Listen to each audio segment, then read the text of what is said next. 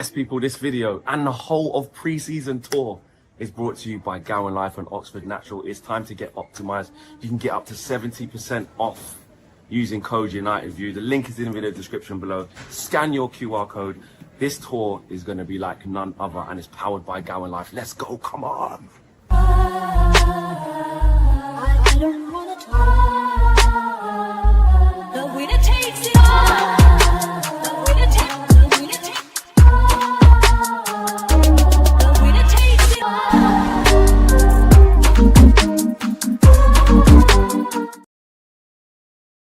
Yes, what's going on, guys? Welcome back to United View. Hope everyone is doing very well. Welcome back to Match View Live. We are back.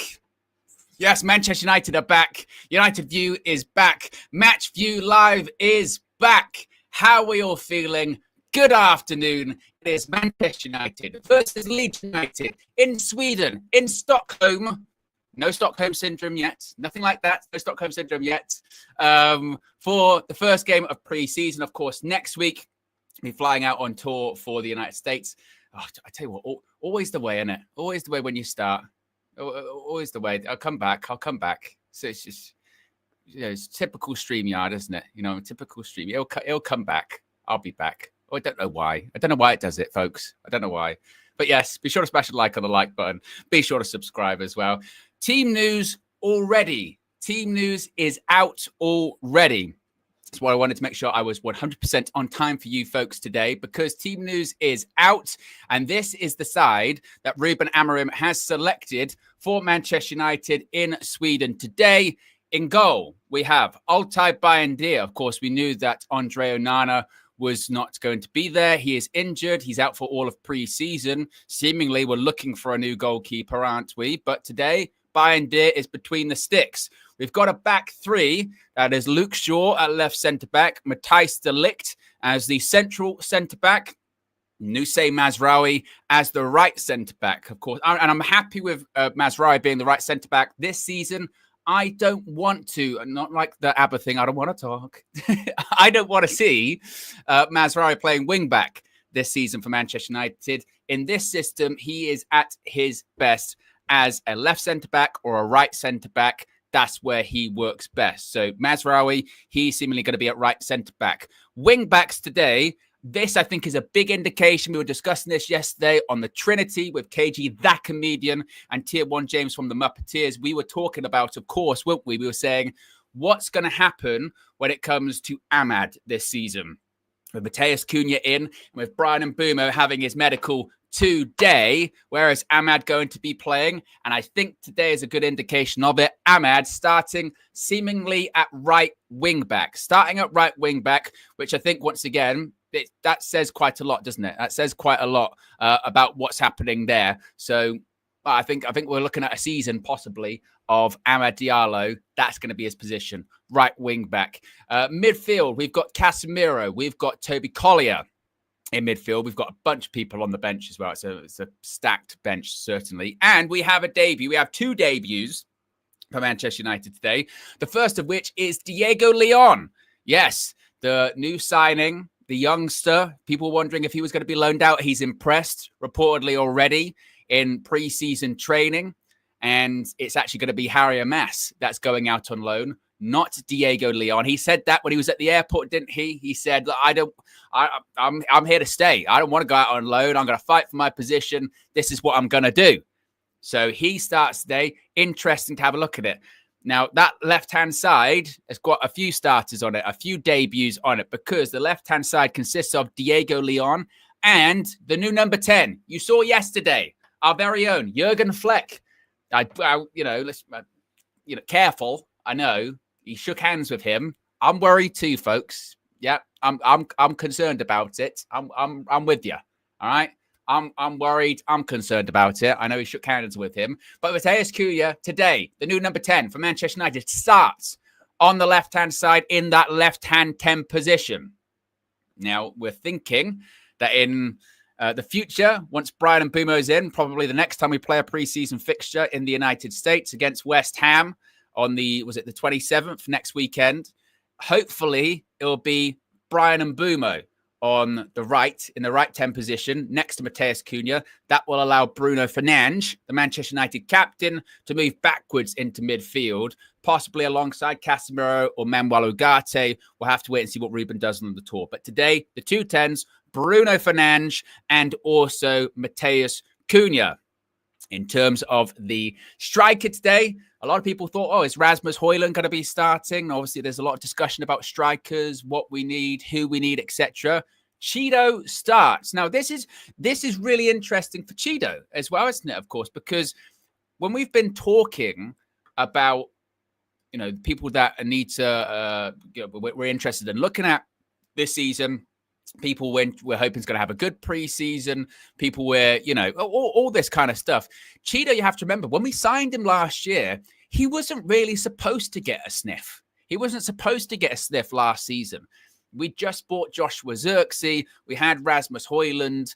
You still had at the club Marcus Rashford, etc., etc. So the idea with Cheeto was, right, we're going to bring him in. Then he's going to be in the academy for a year or so, sort of 12, 18 months, get up to speed, obviously learn more about the club. He's still very young, fill out a little bit more, maybe put a bit more weight on, get ready for the rigors of men's football as opposed to academy football. But because we were so poor, where is Kenny? Where is Paul? I was on here. I've got to go to my Kenny page. Where's my Kenny page? Kenny. Because we were so poor, and I mean poor. There you go.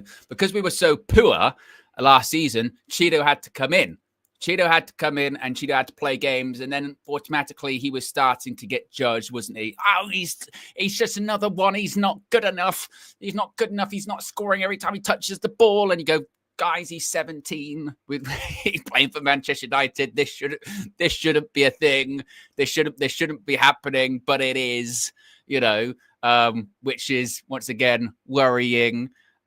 So yeah, I when it comes to all of that, I don't think the plan was for him to be playing these games, those games last season.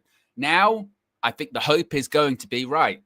Now, how ready are you? Now, are you ready to get involved? Now, are you ready to go? That kind of thing. So Cheeto, I think we'll be looking from him today. It's a strong lineup. You know what I'm also very happy about, folks? I mean, obviously, look, it's far from the completed thing. You need, obviously, even with Onana being fit, you need a goalkeeper. Brian Mbeumo is going to come into that team. We'll see what happens with Diego Leon, whether or not it's going to be him or Dorgu. It's a massive opportunity for him to impress, though, today. Obviously, that midfield isn't the complete midfield because, like I said, I think Bruno will move back into it as well. Ruben likes to play him in that deeper role, not opposed to playing him in the 10, but he likes to play him in the deeper role. So it's far from complete. But what I will say is, it is a team that I look at there and I go, you know what? That's quite a balanced team, isn't it? There, that is quite a balanced team.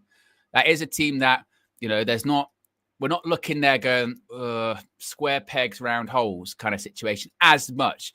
Now, it's not the finished article. Still needs more. It's not the strongest team we can possibly put out as well. So don't get me a second going, Owen saying we're going to win the league or anything like that. No. If you want to hear that, we're going to win the league nonsense, go to Josh Media Graphics, Grow Vision Ninja. He never shuts up about it, frankly. And it's quite annoying. But, it's a balanced team. And you know what they say, guys, yeah? When they say absence makes the heart grow fonder, it kind of does, doesn't it? Let's be honest. It does. I'm not saying I've forgotten all of last season yet, but I remember Mr. The Comedian, also known as KG That Comedian. I remember right at the end of last season when he was talking about he said, I need Man United to sort of go away for a bit because I need to get delusional about them again. I need to miss them. And it took a while. And I'm not going to say I've missed Manchester United because they don't have that grip on me at the moment. They really don't. But I'd be lying if I said that, today, knowing that there was a match, and I was going to be watching my team again, and I was going to be sitting here with you guys talking about the team, talking about a game of football. I'd be lying if I said I wasn't looking forward to that, because it's my team. It's our team. As shitty as they are, as badly as they treat us, we are in John Cena settings. We're in a toxic relationship, but we keep going back.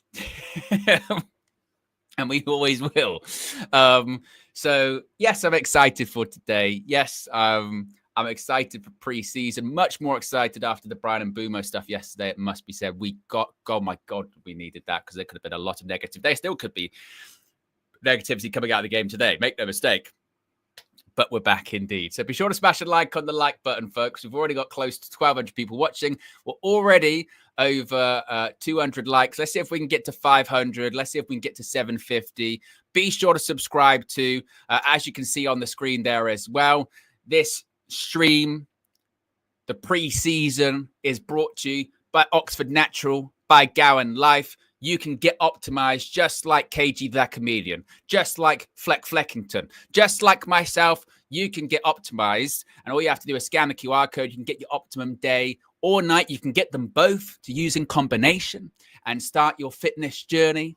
As we did this the other day, but I think it always is, it always looks pretty good, and it shows the difference, shows what can be if you just, believe, shows what can be.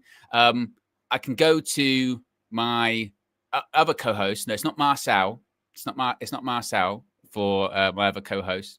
What I do have today, whenever we do these Oxford Natural segments, I can go to my co-host, which is Fat Owen. We have current Owen and we have old Owen, but let's call him Fat Owen as well. He helps with these segments. There he is. He helps with these segments. That was me about a year ago. So it's old me. He helps me present these Oxford Natural parts, And what's that, old Owen? New and improved formula. Yeah. New and improved formula. Fat Owen, you're right. Old Owen. And do you wish you'd done it earlier? Yeah.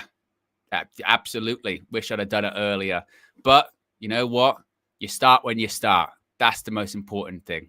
You start when you start, and you start your fitness journeys one day at a time. That's it. Inflated Owen, old Owen.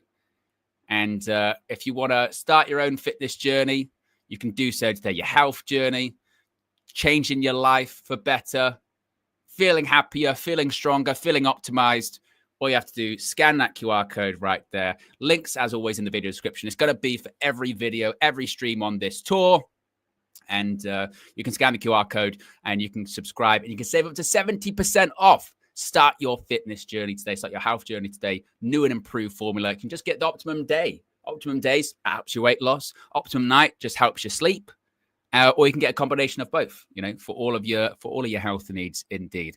Let's go back to the starting 11. If you are just joining us, you go, Owen, why are you talking to yourself on the stream? And I'll go, it's my job, mate. Do it every day.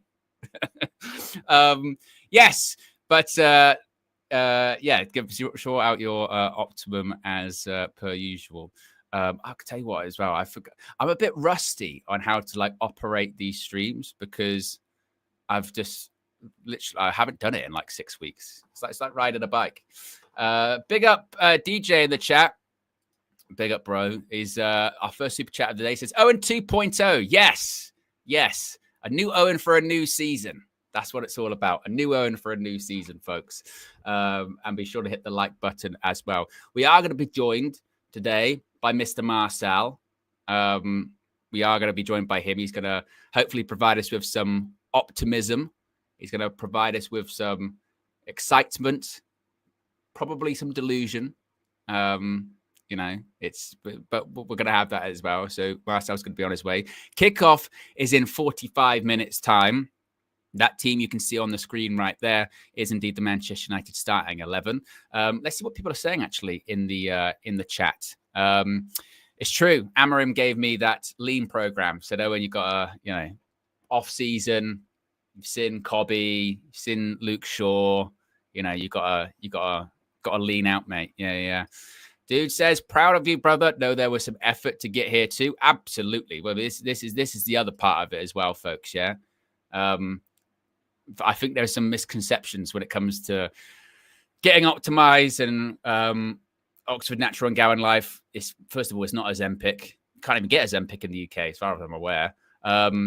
It's a supplement. It's meant to supplement your lifestyle. It's a lifestyle change. You know, it's not a diet or anything like that. You have to change your life. You have to change your life. And for me personally, I've yo-yoed, not Lil Yo-Yo, I've yo-yoed with my weight.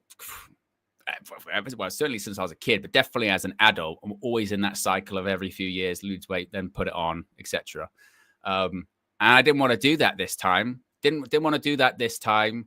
And the thing that worked for me, it's not going on a diet, or it's not going, all right, I'm just going to eat healthy for a while. It's like, right, how do I find something and do something where I like what I'm eating, the exercise schedule isn't like just draining me and I'm putting so much pressure on myself. How do I incorporate this to this is, you know, part of my routine? And that's the way to do it. And like I said, Oxford Natural really helps with that. Get Optimized really helps with that, particularly with Cravings. With me at the start, got a bit of a sweet tooth, me. And I still do. I still do, but I certainly did help with that. Definitely. Amanor says, Owen, can we also invite DJ on our live match for you? Of course.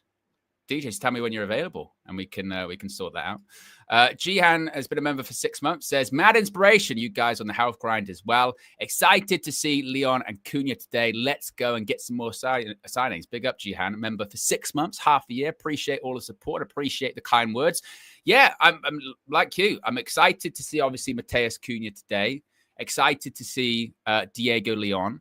In terms of the bench, must be pointed out, the bench, obviously, lots of people on there. You've got the likes of Tom Heaton, me, Dallo, Dorgu, Fredrickson, Heaven, Kakonki, Maguire, Monroe, Lenny Yoro, Fletcher, Siku Kone, which a report just before we went live, actually,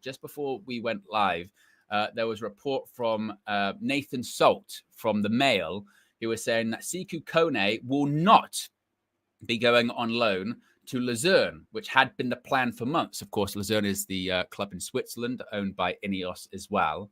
That plan, that has been the plan for months, that he was always going to go on loan to Luzerne this season, has been shelved. The reason it's been shelved is because Kone's impressed Ruben Amorim and his staff in training. The expectation at Carrington is that Kone will now remain in Manchester. And of course, with this team that we're seeing on the screen right now, that team will be entirely changed, most likely at halftime, maybe even before. We could see a situation where they play like 30 minutes and then Ruben makes some changes. At halftime, he makes some more changes. He did that in some of the postseason friendlies, didn't he? That was, if anything, a little bit of the frustration at a couple of points, wasn't it? With Kone in particular, with the frustration was that one of them, I can't remember which game it was, but he played like 15 minutes. I think it might have been the Asian All-Stars one, when he came on, I think, in the first half and then got taken off at halftime. And it was like, oh. And he did actually stand out in those 15 minutes. So that team obviously will not play the full game. They'll play half an hour, 45 minutes, and the others will come on. But that's interesting news about Kone there, to suggest that actually the plan had been for months, put him out on loan, go to Luzerne, season of first team football. Clearly he's impressed. And now, look, obviously plans could still change. It might be a case of, all right, we could still do that, but let's have a look at him for pre-season, which is interesting because, of course, Ruben Amorim, by all accounts, wants a smaller squad for this pre-season. We know the exiled 5 aren't going to be included when they fly out to America next week. So Kone, he was also one of those names, a bit like Chido Obi, and others, whereby it was, okay, we're bringing him in. We've really, there was a lot of hype around him, particularly what he'd done at, was it under 20s World Cup level with Mali, I think. But he was, certainly a player that was people were excited about, that we brought him in. And the fact that he's actually going, okay, we'll keep him in the squad. That's significant. So I'm interested to see if he gets to go. Like I said, the plan for him was sort of 6 months to acclimatize, 12 months out on loan, and then the expectation is he's going to be in and around the first team squad. The fact that he's possibly already around the first team squad, that's really exciting, really, really exciting and really encouraging. And hopefully we get a good look at him today and also in the preseason tour of the US. So certainly very excited to see him. Other names on the bench include Kobbie Mainoo. Massive season for Kobbie. Obviously, a lot of chatter about his future contract. He's been locked in contract talks now for what, like a year? I mean, it was it like prior to the Euros? It was, Kobbie needs to have a new contract. Then it was, so let him just get through the Euros first. And it was, let him just get through pre-season. Then it was, let's just get to the end of the calendar year. Then it was, there's a lot going on. Manchester United are pretty shit at the moment. He's not even playing. Injuries. I'm not sure. So yeah, it's a massive season for Kobbie Mainoo. It looks like Dylan will love this. He's lean. He's leaned up. Where he fits in the Amorim team right now, your guess is as good as mine. Amorim was using him as a 10 when he was using him, which wasn't all that often. But we've just bought 2 10s in Matheus Cunha and Brian Mbeumo. And they're going to be regular starters in that position. So is Kobbie playing second fiddle to them? Or is Kobbie now trusted to be an 8 as opposed to a 10? Is he trusted enough to be in that midfield position? Is he trusted to do a job alongside of Bruno Fernandes? Because Bruno's pretty much going to play most games, every game. So it's slim pickings. Then you've also got people like Mason Mount in there. You've also got, Manuel Ugarte. There's other midfielders. But we're talking about Sekou Kode then coming in too. So it's a massive season for him. My advice to him would be, get your head down, stay injury-free, have a good season, and you'll get a contract. You'll get a contract. I don't think it's going to be the wages that he's looking for, but I think that's one to watch. There's a lot of ones to watch this season. Absolutely. Mason Mount. Look, I mean, for me, I was done with Mason Mount last season. I know, obviously, he had that game, didn't he, in the Europa League in the semi-final where he came on, scored the goal from the halfway line and this, that, and the other. And Ruben really likes him. I feel it's inevitable before he gets injured again. And I don't want to be pessimistic about that. I don't want to be negative going, you're wishing injury on Mason Mount. How dare you? I'm just a bit like, fool me once. He's been at the club now 2 seasons. It's mad that he's been at the club 2 seasons and we've still rarely seen him play. It's insane. He did have a bit of form towards the end of last season. I suppose you could say that about him, but I don't know. I don't expect him to go anywhere, but I'm not. I'll put it this way: I'm not expecting much from him this season. In all honesty, I hope he can turn it around, but I'm not sure. Manuel Ugarte also on the bench. Ugarte's a really interesting one because over the certainly last season, there was just suddenly this huge sort of waves of hate that went to Manuel Ugarte to the extent now whenever he posts on social media, so the comments underneath it are wild. They're literally, it was the one where he's with his partner on holiday and people going crazy, get out of my club. It's like, oh my God. Once again, I think it's one of those ones Ruben really likes Manuel Ugarte. He's got history of him from his time at Sporting. He's limited in the sense that he's a ball winner. There's a reason why he's got some of the top statistics across Europe for tackles, interceptions, ball regains, what have you, because that's what he's good at. The issue is he's not competent basically at anything else. That's the issue. Now, that would be good.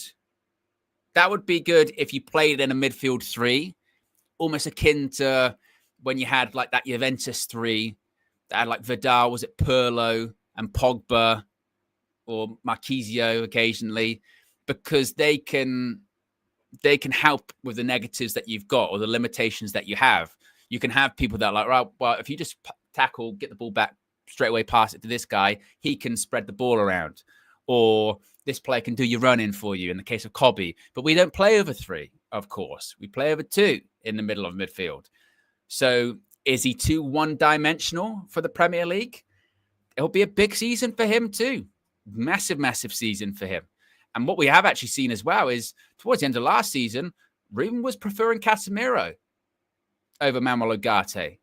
Casemiro, Ruben came in massively out of favour for the first 15-odd games. Second odd 15 games, he's playing near enough every single one, particularly the big ones. Because Casemiro, despite his age, he has that ability, obviously, to win the ball back, but he doesn't have that, I say better ability on the ball than Manuel Ugarte. Still the most amazing passer of the ball. Our technical ceiling of this team is on the floor at points. It gets a lot better having Mateus Cunha and Brian Mbeumo in there, let me tell you. But it's because Casemiro, even at this stage of his career, can offer more than Ugarte. Casemiro, another one, looking lean. Shout out Dylan, looking lean for pre-season. So maybe this is going to be a big opportunity for him. We shall see. And then, of course, we have the striking options, Højlund and Tato Williams. I mean, Rasmus, it's another one. I don't think he goes anywhere now, but I don't. Maybe there could be a scenario where, towards the end of last season, his confidence was on the floor. So like everyone was playing bad, he can maybe play a bit better, but he still doesn't have it for me. We need a striker desperately. We're looking at a striker according to all of those reports, aren't we? That's the next target, whoever that would be, whether that is Ollie Watkins, whether that is Nicholas Jackson, whether that is Mateta. I mean, kind of what James was saying yesterday on the Trinity, if you guys watched it, he was sort of alluding to the fact that Watkins and Jackson are seen as more realistic because they both want Garnacho. That's kind of a domino scenario there. You could see a situation whereby maybe Chelsea get Garnacho, Jackson goes to Villa, Watkins goes to us. You could see that happening perhaps, or you could see a situation where Garnacho goes to them, Jackson comes to us. But we're looking for a striker. I'm not on board with the Nicholas Jackson thing. Misses a lot of chances and can't stay on side. I just see frustration. I just see possible frustration there. But we'll cross that bridge when we get to it. It's match day first. It's match day first, and we'll figure that out. Benjamin Šeško we're being linked to, but like I said, it's price, isn't it? The price seems incredibly high there. We've got over 1,500 people watching, which is fantastic for the pre-match, the first pre-match of pre-season. So if you haven't already clicked the like button, we're already nearly about 10 likes away from 400. So we can get to 500 quick. We can get to 500 likes quick. Also, be sure to subscribe. We can actually do a quick subscriber check, actually, as to where we are for subscribers at the moment. Let's have a look. Let's have a check. We're currently at 196,816 subscribers. That's a live number. So less than 200 to go into 197,000 just right by the beginning of pre-season. Just right by the beginning of pre-season. I tell you what, pre-season, I've already seen a lot of the comments online yesterday. I've already seen a lot of people talking about, United View does pre-season like nobody else. Fleck, of course, out there in Sweden right now. Flex, KG, and Just Josh Media Graphics Guru Visual Ninja will be out there in the United States. They fly out on Wednesday, the day after the Manchester United team. So you know what you're going to get. You're going to get your vlogs. You're going to get your collaborations. You're going to get your player interviews. You're going to get your fan views. You're going to get your journalist interviews. You're going to get your behind the scenes. Here's the stadium, also known as crashes. I can already tell you that a crashes for this very stadium. I'm pointing at it. It's over there. PK settings. It's over there in Sweden. The Strawberry Arena. We've got a crashes, so you'll be able to see that as well. Maybe tomorrow. Maybe tomorrow. So yes, if you haven't already, be sure to subscribe. Click the notification bell. You'll be notified when new videos get uploaded. Schedule kind of goes out the window, different time zones and all that fun stuff. So now's the time to subscribe if you haven't already. It's going to be a big one. It's going to be, dare I say, United views, maybe not Manchester United, but United views, most exciting pre-season ever. And we've had some good ones, folks. And I mean, our first, KG, that comedian, was gifted some chicken, assisted some chicken by Bruno Fernandes. Can that be topped? We shall see. Ruben Amorim talking to MUTV. What's he saying here? It's good to be back. It's important, these games, to understand where we are as a team. We're going to try different things, try to see players in different positions, focusing on the first game of preseason. We are already playing that game. We need to take advantage of any minutes of preseason. We get to see Matheus Cunha for the first time in a Manchester United shirt. What's he looking for? Effort. If he's understanding the position, that's the most important thing. We have to improve our physical aspect. Yes, we do. If they're understanding the movement of the team,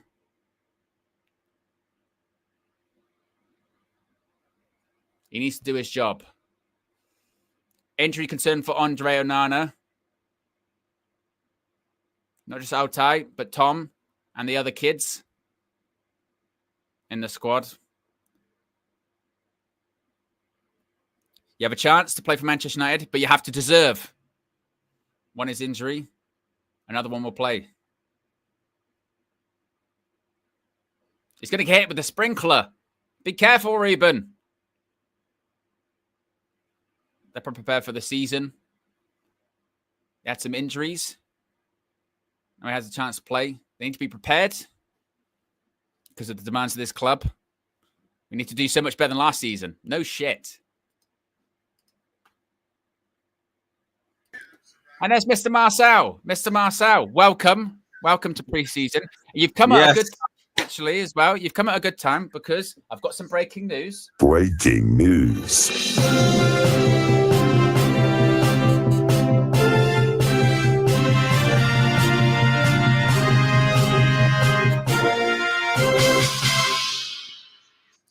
Kickoff was originally set for 2 p.m. Kickoff has now been delayed by 10 minutes. Kickoff has been delayed until 10 past 2 due to heavy traffic outside of the Strawberry Arena in Sweden. So kickoff will not be at 2 o'clock. It will be at 2:10.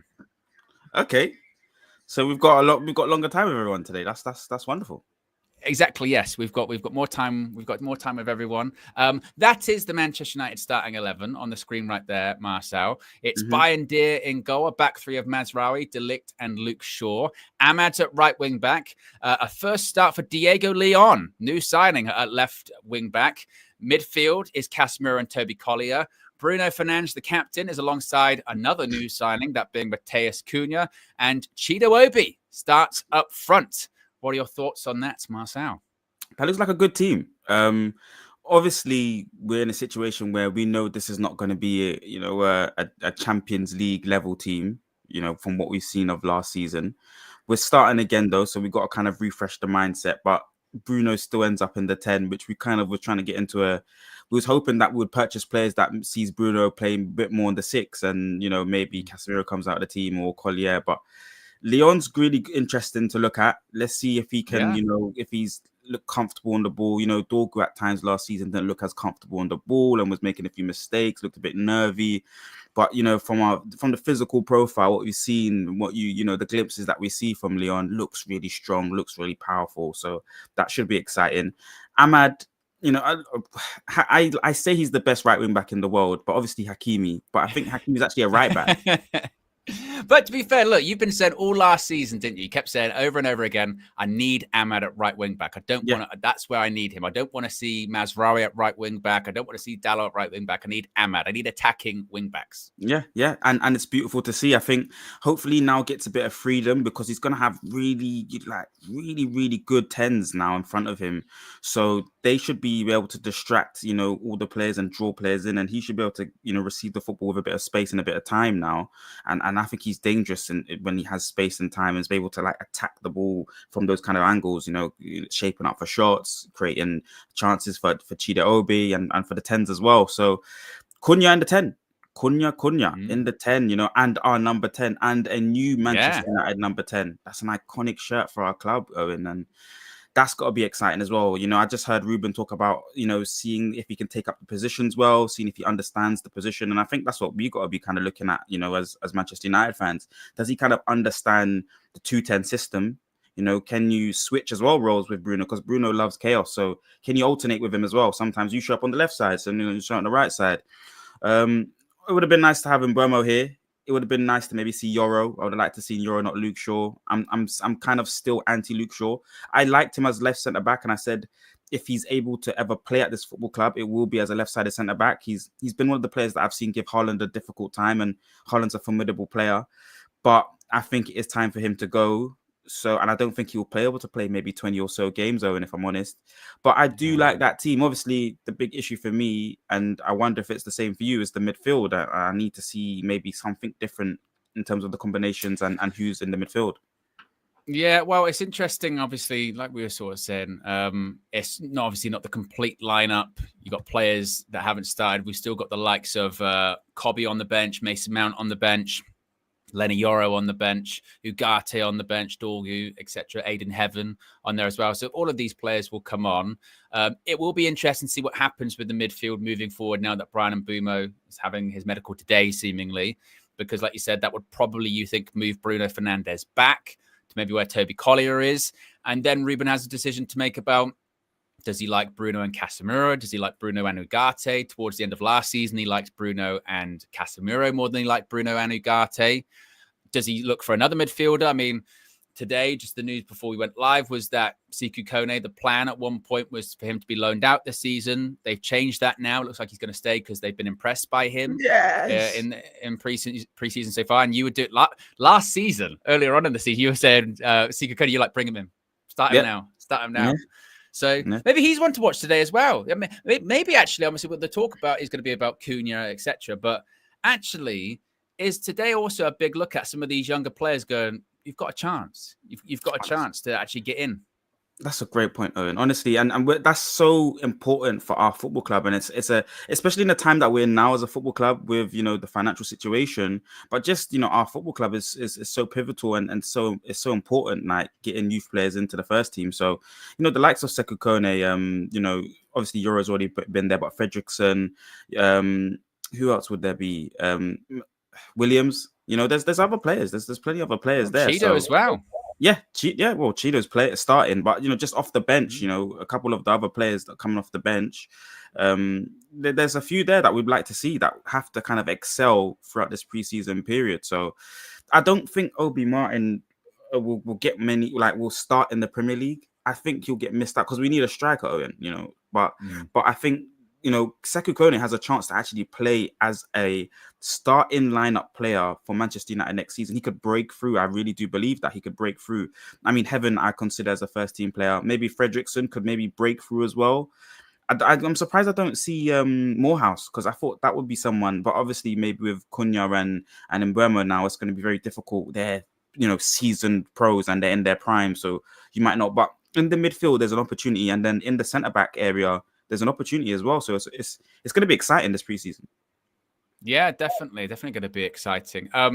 Diego Leon, obviously, at one point, it was thought that he was going to be one of these players that is signed, immediately goes out on loan, comes out yesterday that Harry Amas is going to be the one going out on loan. That's why he hasn't travelled, because Diego Leon's impressed, particularly when it comes to physicality and readiness for the men's game.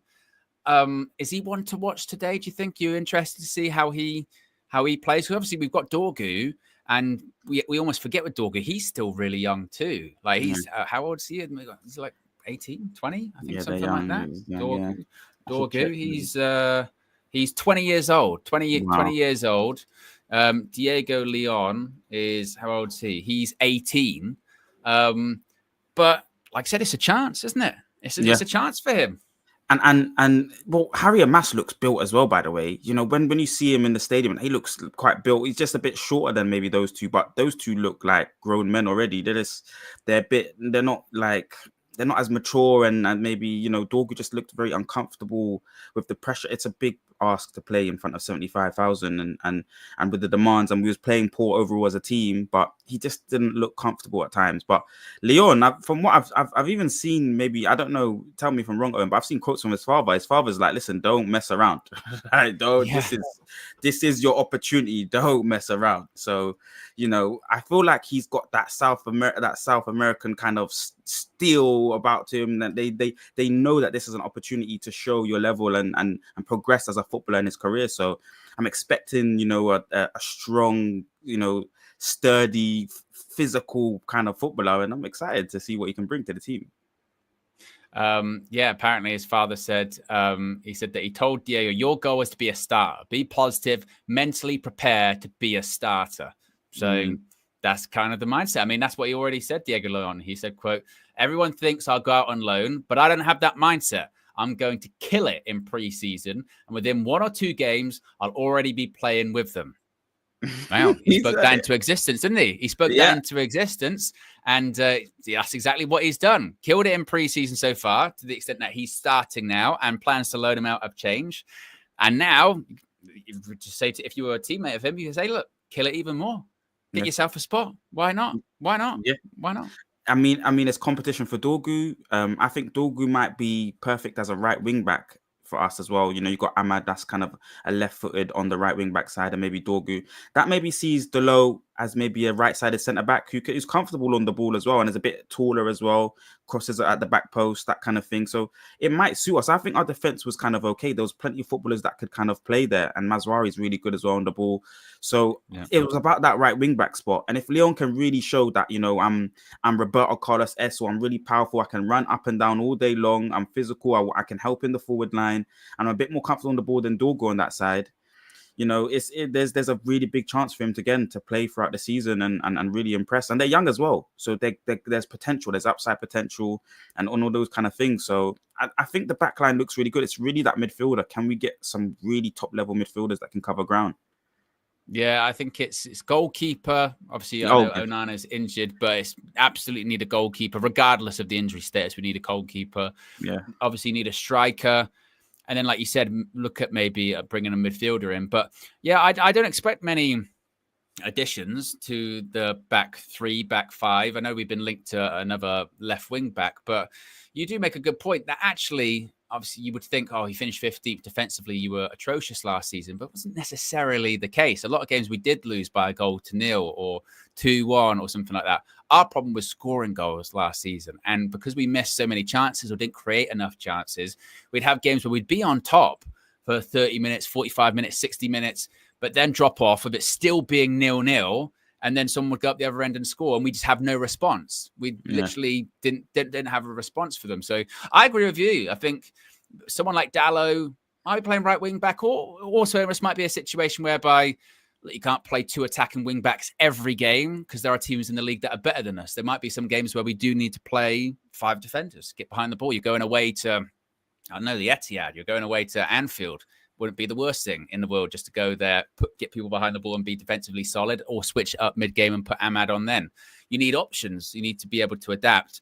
So I agree with you. I don't think the defense actually is the worst thing in the world for us. It's just about that, 1, creating chances, 2, scoring goals, and also just the level of technical ability in that team. I mean, that still is, you look at that team today, go, like, who are your players that are like really comfortable being, you know, put under pressure, or really people that are quite press resistant? You don't have a ton of them in that team, do you? You mean, you look at Ahmad's quite press resistant. I mean, Bruno, you never know what you're going to get with him. Sometimes his touch is great. Sometimes it's awful. Mateus Cunha, you would hope, again, that's a press resistant player, good technique. But then a lot of other players in that team, you don't really see that. So we need more of those kind of players. And I suppose the irony is we do have people who say like Cobby, but he doesn't maybe have the physical side for it. You know, we're not at that point yet as well. So we need those technical players too. We only have 3 in that team. Mazraoui, I'll put Mazraoui in there as well. But do we have enough? Do you think we have a good enough squad for the Premier League, like in terms of strength and depth? Obviously, our predicament now is that it's 1 game a week. But, you know, going into Europe, maybe if we can qualify for that next season, and that's got to be the target, is getting back into Europe next season. But does everyone think, like, do we have a good enough strength and depth squad? Like, especially compared to the top 6, shall I say, top 5? Do we have a strong enough bench? I mean, Mainoo's going to be part of that bench. I'm assuming Mason Mount as well. They're kind of options. But do we have a solid, strength of depth squad, 17, 18 players that can, get us into higher up the table? It's a good one. I think it's interesting because, like you said, we're playing less games. I think there might, and I think Ruben will probably have almost a preference of we get to a stage where we can near enough name what the starting 11 is going to be every single week, and he probably doesn't change it that much because we have the benefit of not playing in Europe there. Oh my goodness me! Breaking news. This is real breaking news. Oh my goodness!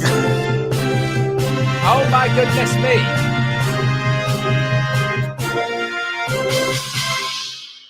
We have a David Ornstein bomber, folks, because Barcelona are advancing on a deal to sign Marcus Rashford from Manchester United. There is an offer via intermediaries for a loan plus a buy option. Manchester United have agreed. It's not done, but final stages. Hansi Flick has approved of the 27-year-old England international. It suits Barcelona on a football/financial level. Marcus Rashford is on his way to Barcelona with a loan with an option to buy. And I tell you what, that is great news for, obviously, Marcus Rashford. That is great news for Manchester United because Rashi is then off the wage books, but depends how much the split is there. But big news there. And we're talking about strikers and what have you, Marcel. Yeah. Does suddenly funds get freed up? Next thing you know, right, we move in the market. Like you said, the rash fee is there, The rash fee, yeah. It is good news. I've wanted to say a downer straight away, but I shouldn't be like that. It's an option to buy. Is it going to be secured situation like the Sancho situation? We all thought, okay, it's guaranteed at the end of the season, 25 mil off the books, a player away from the squad. We just hope, and then how much percentage of the wages are they paying? But those are all details that we don't need to worry about. I think the immediate feeling is that, it's very good news. We've got a new number 10 in the football club as well. Let's see how he performs today. And then, like you say, that frees up some of the wages, that you could maybe utilize to get another forward in. Imagine if it's Ollie Watkins that you get in as well. I think that's a really, really good option that you bring into the club. And again, the team and the front line just looks completely different. Acuna, Mbeumo, and Ollie Watkins just looks good, And then you got Bruno in there. You got quite a few attacking players that want to go forward with the football, and then a defensive structure as well. So let's see. It is positive. Yeah, it is positive. I mean, I'll just try and read the article with what David Ornstein is saying here, because obviously people have got questions about whether it's whether it's an option, obligation. It would appear that it's an option, not an obligation. This is what the article has said from David Ornstein as it loads up for me here. It's always on a day of a match day as well. Always kicks off. Always the way. It says, David Ornstein writes, Barcelona are advancing with the move to sign Marcus Rashford from Manchester United.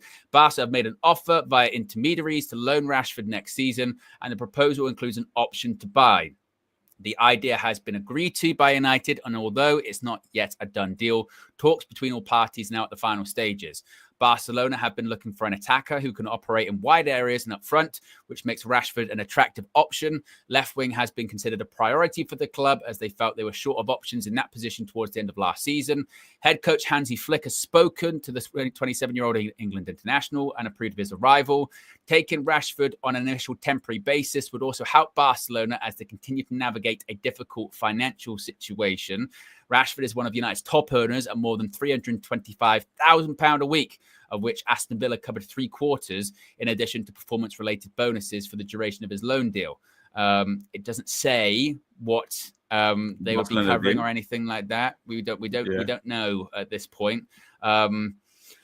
But to me, that's positive news. I've spoken about this so many times recently, and every time I know we bring up Rashford, people get really pissy because it's just one of those players that happens. You know what I mean? It's always the way.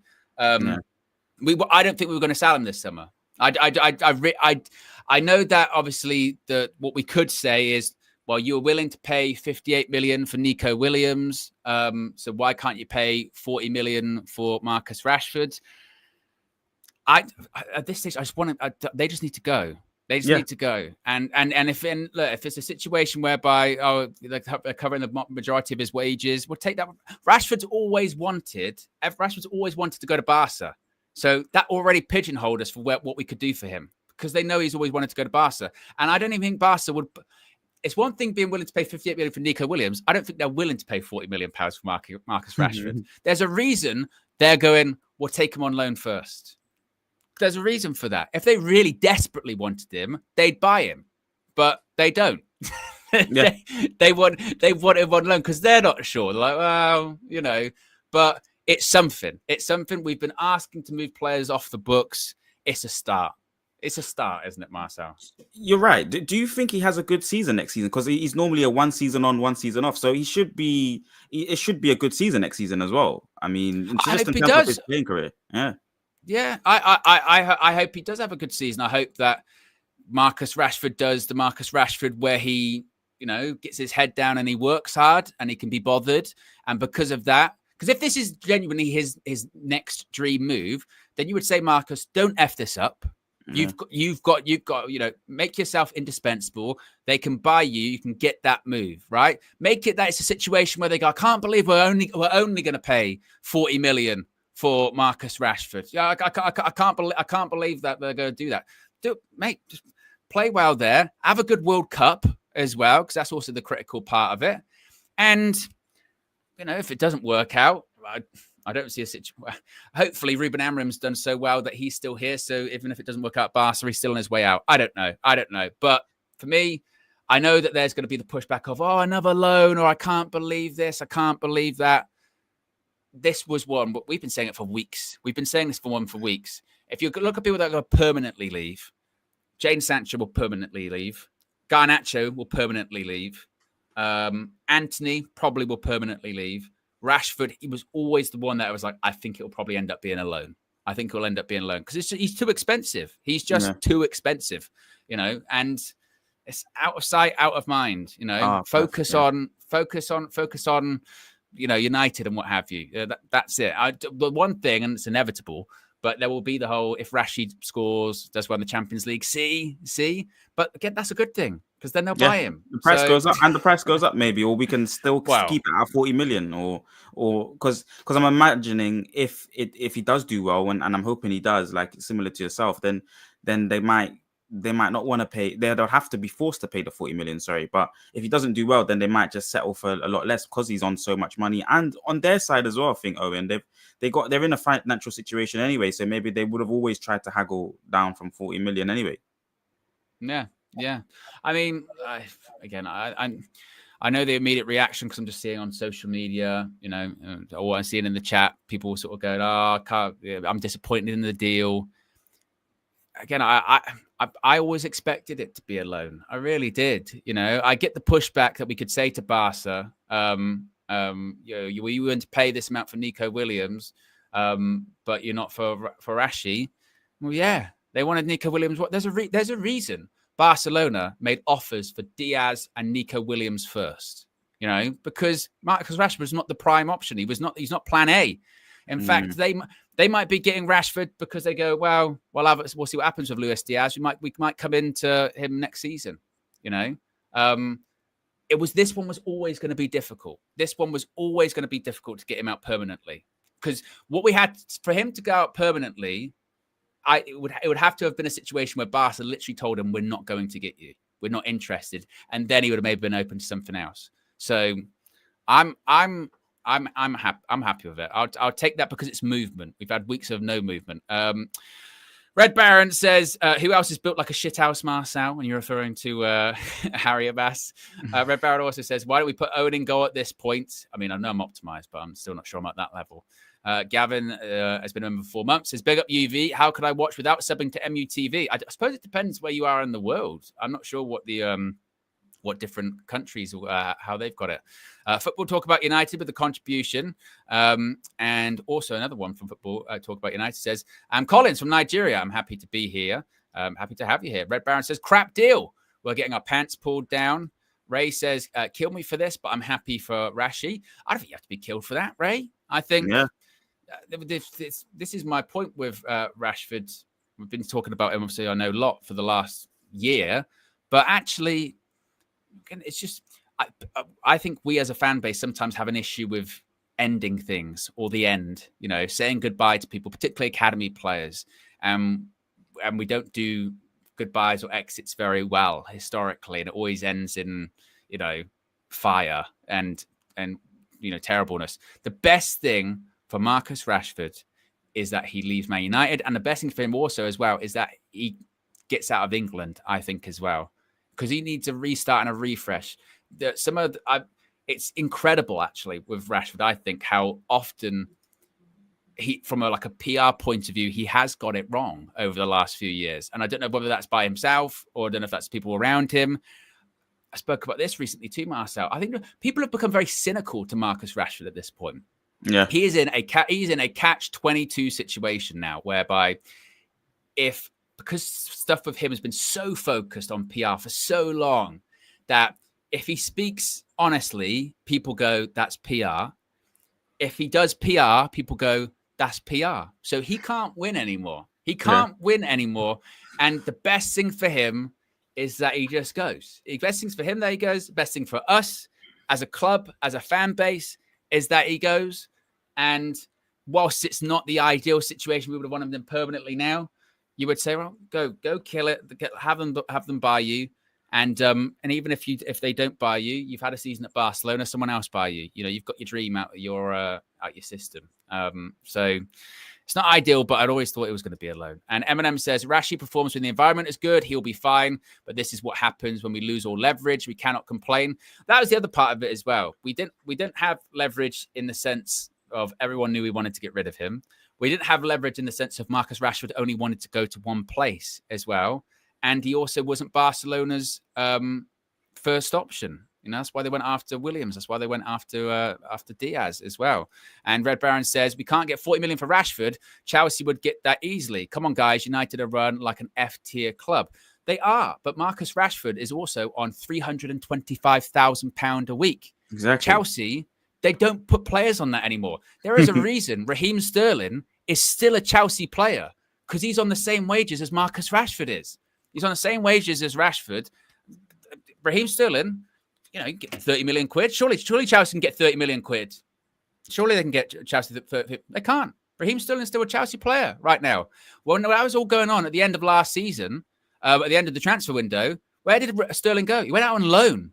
He went out on loan to Arsenal because, rightfully so, people looked at that and went, well, we can't afford that. We can't afford 325k a week. We can't.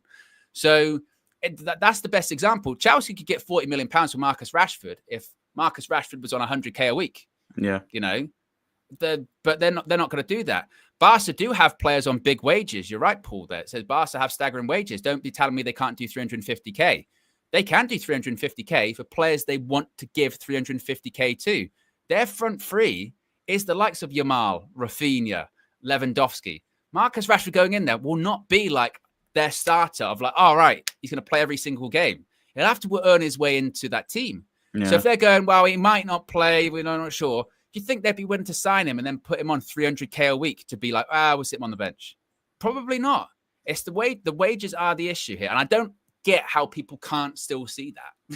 Because I know. We're not the only example of that. Like the best example is Sterling with Chelsea. He's still a Chelsea player right now. Still, he'll probably end up going out on loan again. Sterling, probably. How much do you think that Barcelona will pay? It's speculation at this point, but how much do you think they'll be covering? Maybe half, 3/4 as well, like Aston Villa? Maybe it might be half, might be like I said, maybe 3/4. Maybe there's a loan fee involved in them in there as well. Be interesting to see if Man United do put something into it. I know it's a bit different from the Sancho one, where it was an option, where it was an obligation, but they didn't obviously trigger the obligation, so they had to pay a fee. I don't know if there'll be like a situation whereby Man United get a loan fee or what have you. There's still a lot to come out of it. But again, I see it as positive because I wasn't even certain that Barca were interested in Rashford. You know what I mean? Yeah. I wasn't even certain that they wanted him because it was like that thing of going, oh, Marcus Rashford only wants to go to Barcelona, but that's one half of the equation. Barca have to want you. So that was the part of the equation I wasn't certain about. So the fact that Barca have come in for him, I think is I think is great, because I was really worried with that one as well, that was going to go down to the last day of the window as well. A bit like Sterling last summer of, actually Barca aren't interested. So a Premier League club comes in for him right at the end of the window, and we're just like, just go. Like, the fact that this is July, we're just about to go to the States, and he potentially could be off doing a Barcelona medical in the next few days. And we've actually got some money now to play around with and bring in a striker. I think that's great. I can only see that as good news. And we can get bogged down in the minutia of it should be permanent. Well, that can happen later on. If he goes there, make it a situation where Barca are getting a steal for 40 million. Then they can figure that out. But I'm happy with it. Yep, I agree. Yeah, I agree. It's an extra space in the squad. It's, like you said, outside out of mind as well. So I'm happy. Now more needs, like, it's so important, outgoings, especially this season where we need to build the squad. Now we need to get the rest done, the likes of Sancho, the likes of Garnacho. So hopefully that does some movement in the market. I don't think it will, but hopefully it means that we're starting to pick up the pace now. Yeah, for those that are just wondering as well, saying it's 2:00, where's the match? There, of course, is a delay. There's been a delay in the kickoff in Sweden due to traffic at the Strawberry Arena. I think Leeds United were late getting there due to traffic. So there's a 10-minute delay. So instead of kicking off at 2 p.m., it's going to be kicking off at 2:10 p.m. There's a 10-minute delay in the chat. We've got close to 2,400 people watching at the moment. We are just over, or just under rather, 250 away from clicking the like button. So if you haven't already, click the like button. We can get to 1K likes, which would be excellent, as we always say. For every 1K likes, United score a goal. I know we didn't, that didn't really end up being true last season, but we're always going to try. We'll try again. Yeah. So if you haven't already, click the like button. Let's see if we can get to 1K likes. Be sure to subscribe as well to United View. We're getting closer and closer to 200K. We're less than 200 away from 197,000. And pre-season is just beginning. And of course, pre-season is brought to you by Oxford Natural by Gowan Life. You can scan that QR code that's right above me, right there, and you can get optimized. You can subscribe, and you can save up to 70%. That's a lot off, Marcel, isn't it? 70%. 70% you can save. You can get optimized, and like I said earlier on, Marcel, we've got a special co-host when we do these little optimized things. Yeah. We've got me, we've got you, and we've also got Fat Owen is going to be joining us. Yeah. Fat Owen. Yeah. Right. It's true. Fat Owen. We can put him there, and we put you there. Fat Owen. Right. You can. That was me. Pre-optimized. Pre-optimized. That's me. Fat Owen. Okay. You can get optimized. You can join me and Fleck and KG on your health journey, on your fitness journey. All you have to do is scan the QR code, right? It's right there. It's beneath Fat Owen. You can scan the QR code, you can subscribe, and you can save up to 70% off. Yeah, look at him talking there. He's going, if only I was optimized right now. If only I was optimized. If only I could see in the future. I could see myself. Yeah. You, unbelievable. Yes. Yeah, you look completely different, man. You look completely different. Yeah. Fat Owen. Doing a lot of, hill sprints. Wind sprints, I'm going to do that later on today. I'm going to be doing that for the 200K. Yeah, to a 200K. I wonder, depending on what it is that we're doing. Well, yeah, we still don't actually know, do we? We don't actually know what it's going to be. Could be a football match. Yeah, possibly. But yes, that is Fato, and you can scan the QR code, subscribe, and you can get your Optimum Day, your Optimum Night, or one or both. You can have your Optimum Days for weight loss, your Optimum Night. It helps with your sleep as well. It's very important. Or you can get both. You can get optimized. You can find out all the information. It's a new and improved formula as well. So be sure to check that out as we go back to this. I tell you what, I haven't done these match views in ages, Marcel. I was saying I'm rusty. Have you missed Man United? Have you missed them? I mean, off the back of last season, it was really poor. I kind of just out of sight, out of mind. So you kind of just forget about them a little bit, and you're kind of grateful for it. I was watching a lot of the pre-season trophy that Chelsea won, and the big games that were on there against some of the South American teams. But It's good. Man United back is always a good thing, building up to the start of the season, we've got 5 important games. They're big games coming up, against good teams. So, and even the first 10 games. So we need to see what happens in the preseason. There's going to be a lot of pressure on these preseason games, and I think that's exciting, man. Yeah, I'm excited about it as well. I mean, I spoke about this earlier. Yeah, it's funny how football works, isn't it? Because KG said it at the end of last season, and it is so true. When he said, I just need the team to go away because I need to get delusional again. And we did laugh about that at the time, going, oh, yeah, I need to get delusional again. But he's actually kind of right. You do need that separation just to be like, all right, I'm ready to get hurt again. I'm ready. Yeah. I mean, this game will kick off. We'll probably start getting frustrated with players can't pass it and what have you. We're like, we've got a lot to do. Lord knows if it's a bad result as well today, then it'd be like, see. But still, it's our club, isn't it? It's our club. We miss it. I'm further in this state of so-called delusion. Everyone's terminologies are different and their dialect is a bit different. So I'm just ready to support the club again and love the club and watch them every week. So and it's a new team. We've got a new number 10. Cunha is a different player from what we had before. Ahmad was in and out of the team as well, injured as well a lot as well. So and we've got a new wing back as well. So there's actually players to look at and Ruben was talking about having his preseason. So they should know what they're doing a little bit better under certain circumstances, whether it's the transition, whether it's in the balls in our half or the balls in their half. So I'm expecting to see something a little bit. And I've seen Obi Martin doing training as well. I've seen a couple of clips on his Instagram and stuff like that. So he was working on his finishing, over the break. So I'm expecting improvements from the team. Yeah, we're hoping for improvements, hopefully getting positive results as well. And yeah, we're ready to get hurt again, folks. Kickoff's going to be in 4 minutes' time. It looks like people are filing in at the stadium there, the Strawberry Arena. Are you a fan of strawberries, Marcel? Yeah, I love strawberries. Strawberries and cream, strawberries and chocolate, strawberry with a bit of sugar. Strawberry and banana with the pancakes.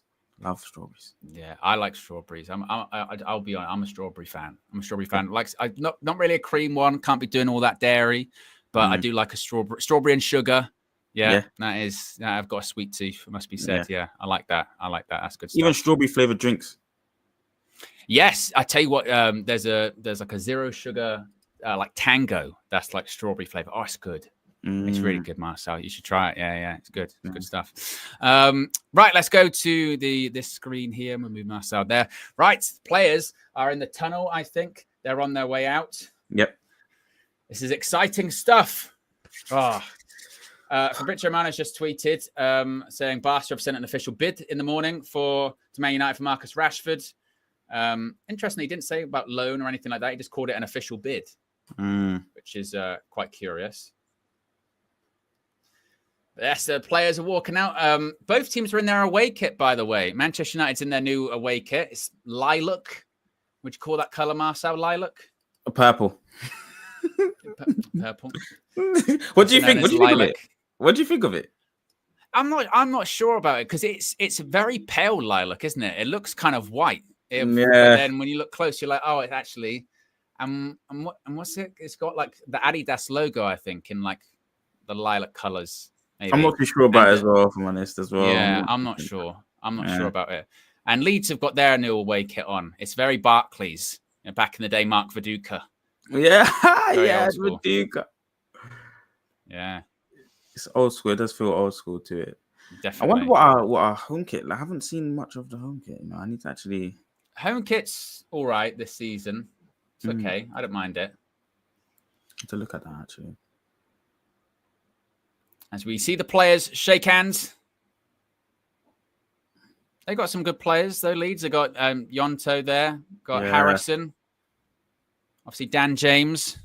Quick players. Going to cause problems, on the transition and just against the back five. Hopefully, it's not a back five that we have anyway. The way that the game kind of plays out, we are actually seeing the wing backs like go forward and try to break lines and attack in, but they've got players that try and push that back five back anyway. Yeah. As pre-season's about to kick off. Do you think this is going to be played at a pre-season pace? Do you think this is going to be... Well, it's a derby, isn't it? You know what I mean? Yeah. It's a rivalry. It's a derby. Yeah. So we'll see. I didn't see... This is funny. Bruno Fernandes, he's got that little Man United pendant thing there. I thought United weren't doing them. There was a story saying that Man United weren't going to said they weren't going to do it. People were taking the piss, saying, "Oh, it's because of cost cutting." Our mindset was because it's Leeds and we've already done it. But look, they're exchanging the gifts. They've got a box. What's in that box? It's in a box, yeah. What they got? Why have we got this? What's I don't know. I don't wonder what's in that box. I mean, they're like partially owned now by Red Bull. Maybe it's a load of Red Bull. They're RB Leeds. Is it? That's their name. That's their official name now. No, it's not their official name. But they are like minority owned by Red Bull. Wow. Yeah. Strawberry Arena. Nathaniel has been in for 14 months. Says, "Let's get ready to rumble." Yeah. And Red Baron says, "Marcel likes strawberries in bed." Wink, wink. Red Baron's on a mad one today. I feel like. No, I don't like strawberries in bed. Yeah. I like to sleep in my bed. Okay. I think we're going to have a moment's silence for the late Diogo Jota and his brother, I believe.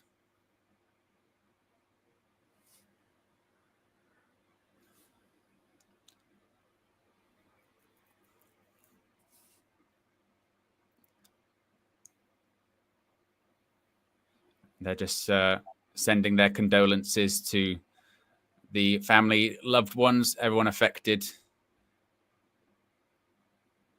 And they're just going to have this moments of silence beginning now.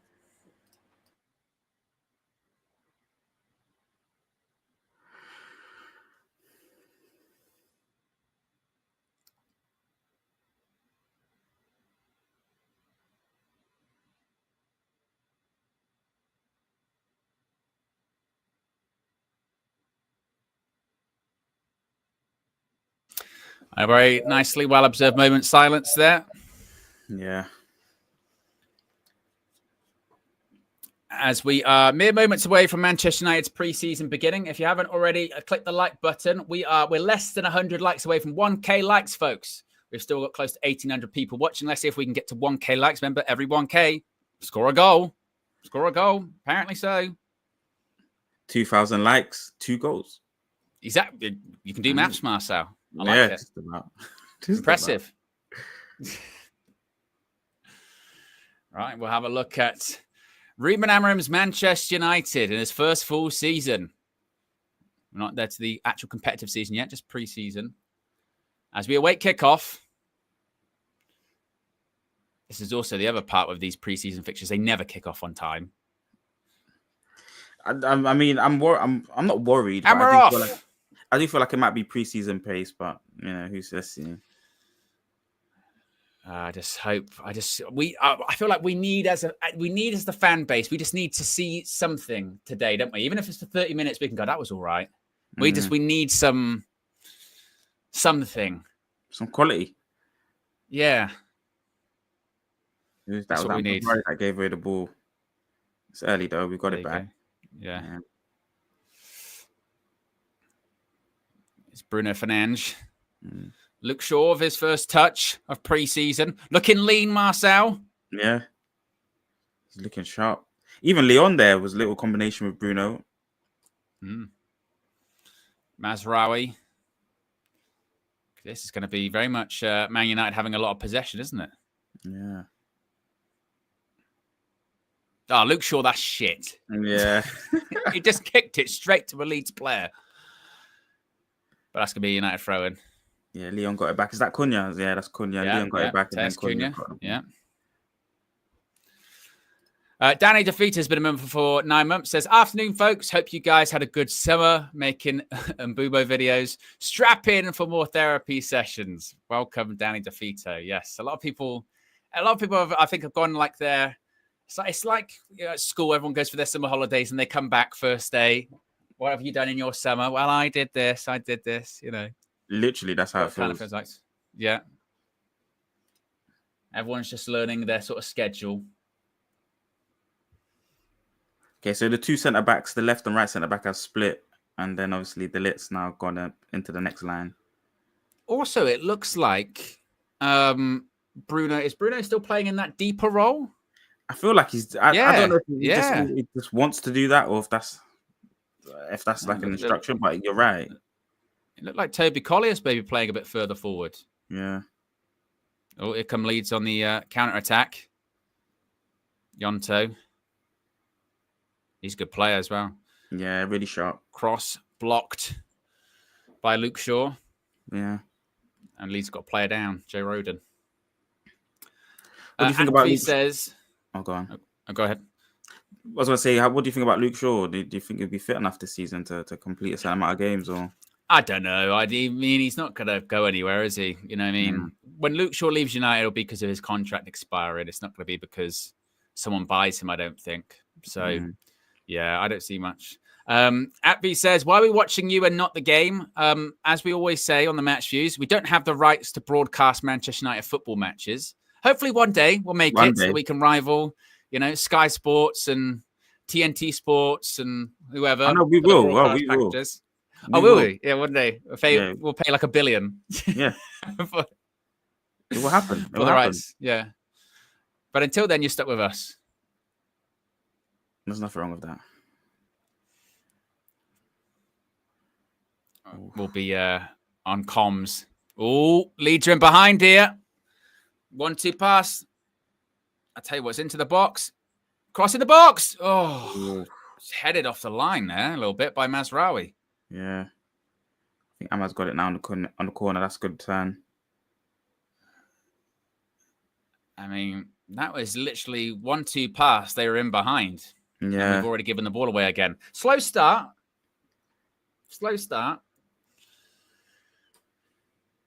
Well, Man United are back. They've seen our goal a couple times already. Yeah. Stephen Ralston from the Manchester Evening News has just tweeted, Collier just had to tell Mateus Cunha where to be, urging him to push up and press. Amorim said he needed to see whether Cunha understood the position before the game. Yeah, we were saying, that's what I was saying, yeah. It does. It's not a worry. It's early doors. I mean, but what's he been doing in training? How is he, you know... I think but he plays this system, I believe, at Wolves. So I think so. Yeah, they played like a sort of 3-4-3, didn't they? Yeah. But, you know, just because it's similar formation, there'll be different demands. So you can see there, Bruno's telling Cunha, push up, step up. Yeah. It's up to him whether he's ready to receive the information and take it on. But yeah, it's early days. He's on Ruben's side, so I'm sure Ruben will be screaming. Yeah. Oh, a good shape. They've lost the ball, so gone out for a throw in. Yeah, this was it. Look, 1-2 in behind. Look at that, easy. I think Diego Leon got sucked in. I think Casemiro's tackle puts Nanto off to get a good cross in, and it actually deflects off Cas. Who's that? Mazraoui at the back post. Nice. There's Cunha. Yeah. There's Diego Leon. Come on, here we go. Tries to skip past him. Gets intercepted. Yeah. But Patrick Dorgu, I bet he's furious. He's thinking, look, one overlap and he got the ball. Doesn't happen with him. With Garnacho last season. Not sure who that was to. Yeah, is that Bruno as well doing the wrist pass? Bruno, yeah, doing the Bruno spam passes, yeah. Oh, Cheeto. Danny DeFita with the super chat says, I spent my summer at Legoland and I got stung by a bee. I also found a £20 note. So ups and downs, Owen. Yeah. Your entire summer you spent there, because that's a long time to be at Legoland, to be fair, and get stung by bees. But it sounds fun. Have I been to Legoland? I think I have. I think I have once. They're not really my things, sort of theme parks. I've been to a Lego shop in central London, but I haven't been to Legoland. There's like Yeah, a Lego well, shop. I think in the Lego shop you can't sort of go on rides inside the shop. You know, I think that's just mainly Lego land. There's a like toy rides. car that moves. You know the toy cars that move back and forth. There's a toy car that moves. Yeah. I don't think it moves actually. I don't know. Can you still fit in them? Yeah. No, it's like for my it's my size. It's like it's a Lego sized car. It's like it's a life size, but not a proper car. Like it's like a mini. It looks like a mini. It's for me. It's perfectly shaped. Like you wouldn't be able to fit in there. Like big people. No. I don't think that'd be difficult.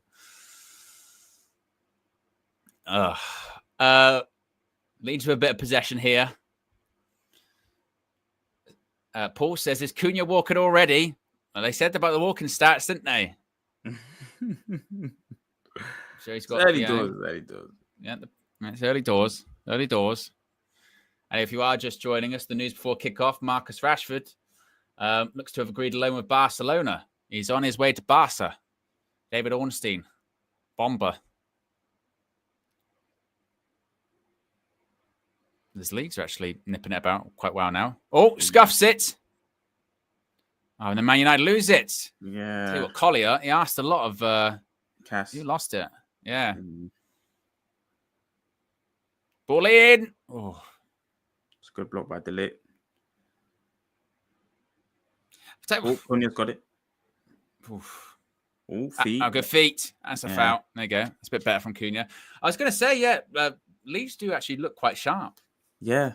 And that's a bit of a worry because, you know. I would assume maybe they're probably a bit further forward in their pre-season than us. Championship starts sooner. Championship starts the week before the Prem. So maybe that might be a case they might have been. I mean, it might be purely copium there. But,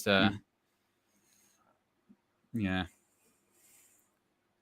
Still, I'd like to have seen us maybe had a couple of opening chances that they've really got, attacked our goal a bit better. Yeah, it's still very much, that sort of the horseshoe passing, which is what we're doing at the moment. Literally, yeah. Okay, Bruno, that's it, trying to pick up the ball, move forward a bit. And Bruno, he's done a heavy pass. Rubbish. Yeah. I don't like that he's playing in this midfield line as well. If he's going to be the 10, why not stay higher up? I don't know why he's coming to collect the ball so much. Oh, yeah, Leeds are in the Prem. I forgot that. Then fucking they're in the Prem. They're on the Championship. Shit. So they've got no excuse. It's copium, yeah. Spin. God, I forgot about that. That's more of an issue. Actually, no, I think they're going to be one of the first 5 games of the season, I think. I'm not sure. Definitely. Yes, there's no excuse. They're just sharper than us. Yeah. It's a good block by Leon. He's a big guy, isn't he? Diego Leon. Yeah. Wide. Yeah. He's gym man. Or maybe not even gym man, just well built. Yeah.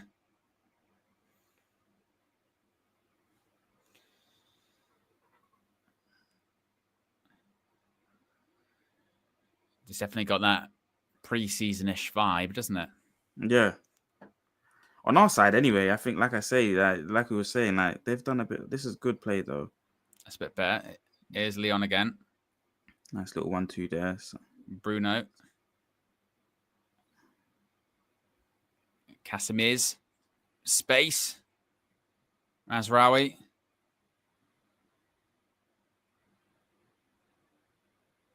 Gonna play it back. Ball in.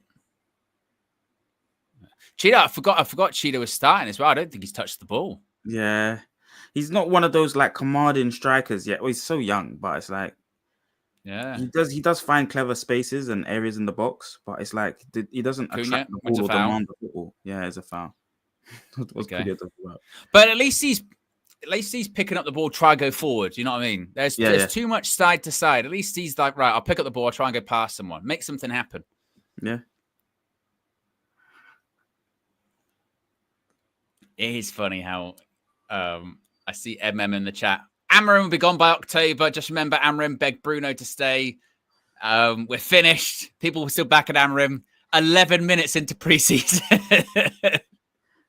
I'm backing Ruben all the way. That's why I was saying, like, the results are genuinely important because people are just going to lose their heads. Yeah, unfortunately. Because they will. 11 minutes into preseason. No, God. Yeah. We're finished. I'm not paying no mind to it, honestly, because it's just preseason. And hopefully by the end of preseason, we've got maybe 2 or 3 more players in. Look, guys, we've got to see something. You know what I mean? Got to see something and hopefully see improvement. I want to see a bit more intensity, but still very early days. Yeah. Did you see with Ten Hag yesterday? Yeah. His first game by Leverkusen. Oh my God. It's 5-1. It's early days for him. It's early days for him. You know, and his system demands so much from the players and especially his midfield. Yeah, to like Fluminense under 20s. Yeah. Yeah, Ten Hag. Oh, Ten Hag. He needs certain type of profile players. It was crazy. Yeah. And then I think after the game, he was talking about we're in a new era now. We have to suffer. Good is not good enough. And I thought, I'm not even ready. There's no way he said all those the similar lines. There's no way. Yeah. Oh, Yeah. It's Ten Hag. That's what he does. I was like, oh my God. I need to watch that. I need to actually follow him a bit more. I love that guy. Yeah. It's Delict. 11 minutes or 30 minutes, excuse me, 0-0.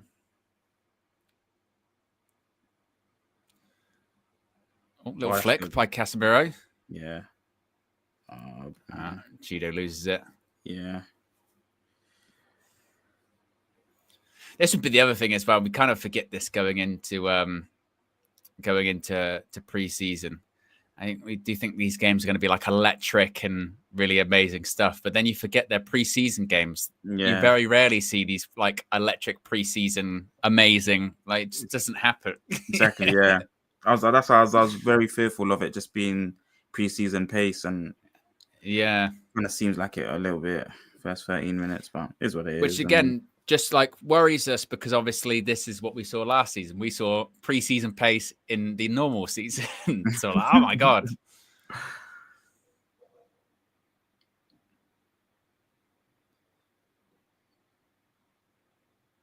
Diego Leon just headed that right there. Yeah. It's going to win the second one as well. Daniel Farker, the Leeds manager, it was really interesting with him because they got obviously promoted. And then there was a lot of talk he was going to lose his job. And they were, by all accounts, talking to people about possibly replacing him. And then a lot of people were like, no, he got us promoted. He should have a go. But his record in the Prem is not very good. Mm. I mean, it's a risk. No, Nanto. Yeah, that was a foul. Casemiro's saying he can't believe it. Yeah.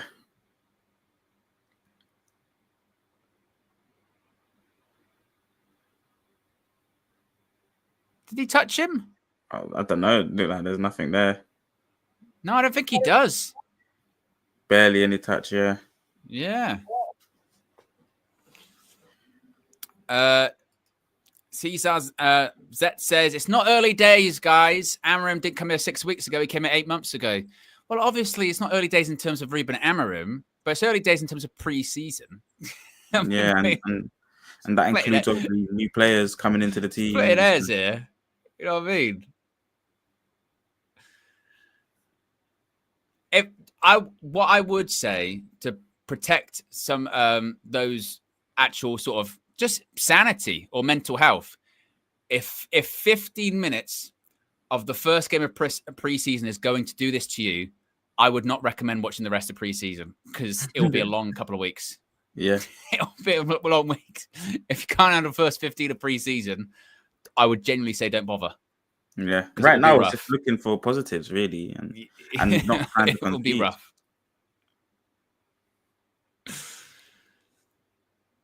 It's a foul. Yeah.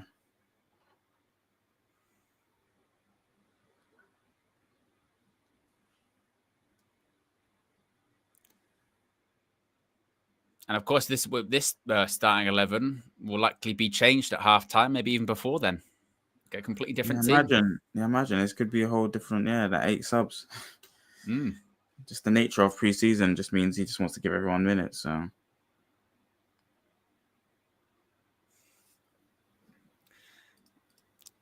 Dan with the super chat says, moaning about the first 50 minutes of preseason is like scoring 8 goals in one half and focusing on the one missed shot. What is wrong with some people? There is always this. It's just what happens in preseason. There you go, good switch. Ahmad. Gonna be a United throw. Big season for him. Yeah. Ahmad got a new contract halfway through last season. He's a featured player now. Big player. Yeah, needs to look after his body. And hopefully he'll do well at right wing back throughout the season. Yeah. Well, it's also going to be a very physically demanding role playing at wing back all season, isn't it? Yeah. Dogu's there to cover the minutes, but, I think it should be Ahmad starting there. Well, and Dallo. I really feel like Dallo, is going to be a centre back this season, a right sided centre back or left sided. I just don't think he has good enough, attacking side of his game. So I think defensively he can help, and then with the build up, these kind of situations, you really want good players on the ball. Behind has done the classic kick out the pitch. I think he had quite a few of those last season, a couple games. Well, his distribution's rubbish, isn't it? Mm-hmm. Need a new goalkeeper so badly. Yeah.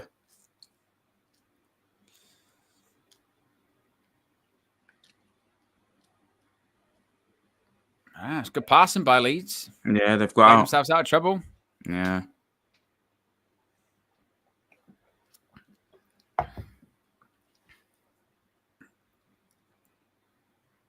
See, look, knocking it around quite nicely. The team in blue.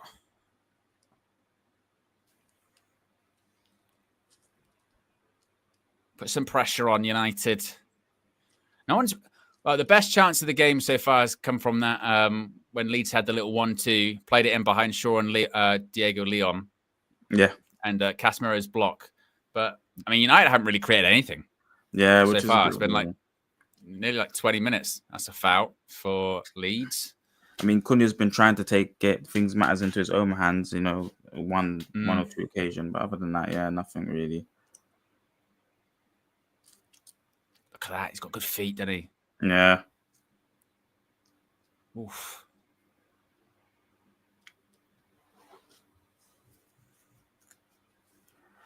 They had to do their best to keep him, Nonto. When they got relegated, he was being linked with moves away, but managed to keep him in the end.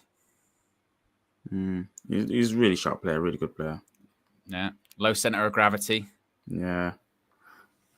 I feel like he's a bit more productive. And I don't know who you'd consider better out of Doku or Nonto. But it seems like that kind of type. Well, the thing is with Doku is because he had that thing of having loads of assists, doesn't he? But you don't really know his end product is really off there, sometimes, isn't it? Yeah.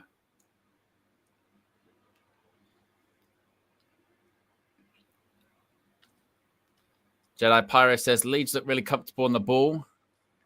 Chalaboy Comics says Shaw playing, just logged on, never experienced it. Wow. Sam says this is so embarrassing. Do you know what? I always do this with preseason. I always forget. This is how many preseasons have I done here at United View? This is my fourth preseason, and I always forget that whenever a preseason game kicks off, some people just lose their ever-loving minds. Yeah. Can have. Oh, it's all the time. I forgot, and I forget every year.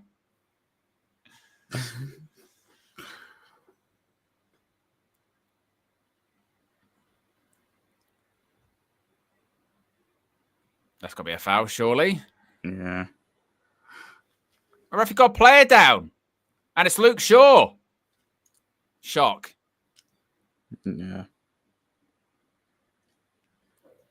Ball in. Oh, good head by Delict.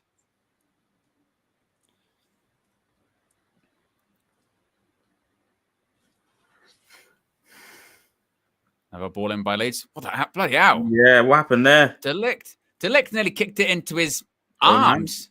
What the hell? How's he done that? I don't know. Have a look. Ball in. I don't know what he did. He just hit him in the chest. He's put his foot out and his hands out at the same time and just blocked it. Bloody hell.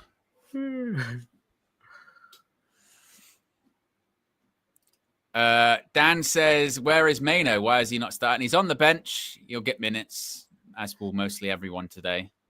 Yeah. I mean, him and Euro players that you might have wanted to see start straight away, but yeah. Rasmus will get minutes in the second half. Mason Mount. Oh yeah, Rasmus. I've completely forgot about Rasmus. Yeah. He's not even being considered to be sold. So dear. Yeah, it's really bad. He can't kick a ball. Yeah.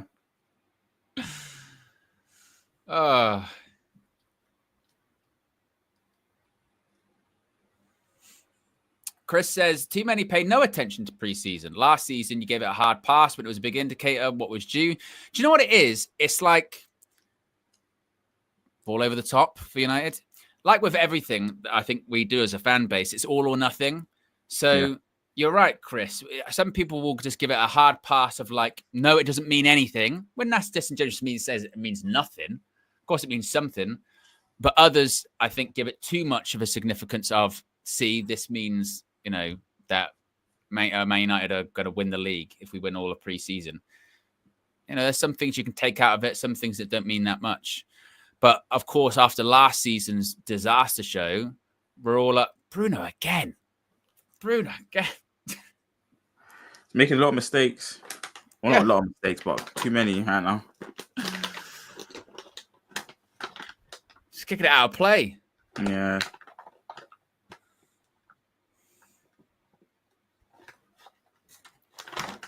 We've got over 1,100 likes, folks. If you haven't already, click the like button. We've still got over 1,500 people watching.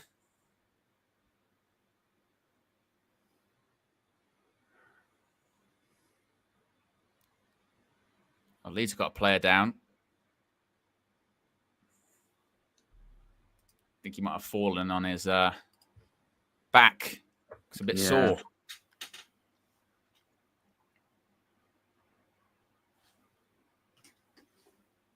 Yeah, you notice quite a few of those players out on the pitch are breathing quite heavy at the moment. Yeah, is it hot there? I thought it was he fouled down. He just went back. It's Will Farrell. He's got the peace sign. Yeah. He looks homeless. Who's that? Who's Ginesta? He loves Gnesta. Oh, who's Gnesta? Well, we'll have a look. Yeah. Sounds like a footballer, I don't know. Oh, it's a place in Sweden. Okay. Gnesta is a bi-municipal locality in Sweden with 6,376 inhabitants in 2020. So he's literally saying, I love the place.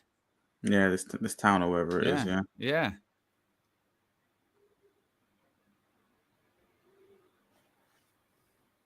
You learn something every day. I'm not good on my sort of Swedish geography. Oh, where it is. I'm not very good on, to be fair, geography at all. I dropped that when I had the first opportunity when I was in year 8. I think I'd done it for GCSE. I'm not sure. Learn about rivers and meander bends and the different mountains, maps. And mountains, maps, countries, all this rocks. Kind of thing. Yeah. Yeah, it wasn't for me. That and I dropped that early, and I dropped history. I dropped history early. Wasn't big on it. Yeah, Henry VIII, that guy, and then a couple others. A couple of others. Yeah, a couple of others. That's right, Prince, Longshore Drift, and that. Yeah. was I was more of a PE guy.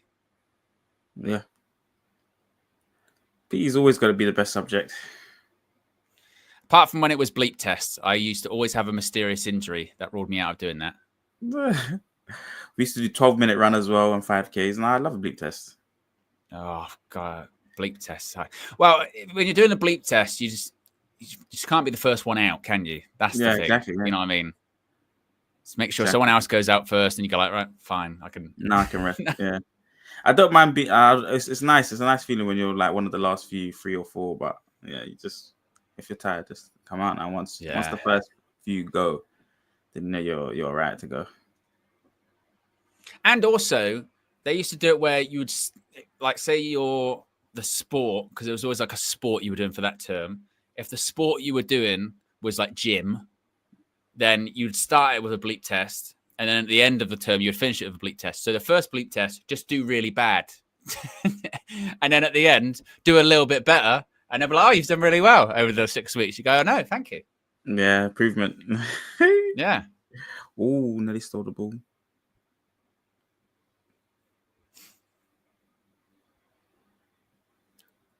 Is that a foul? I think so, yeah. Yeah. Casemiro. Am I nearly getting it with the pressing work? Yeah.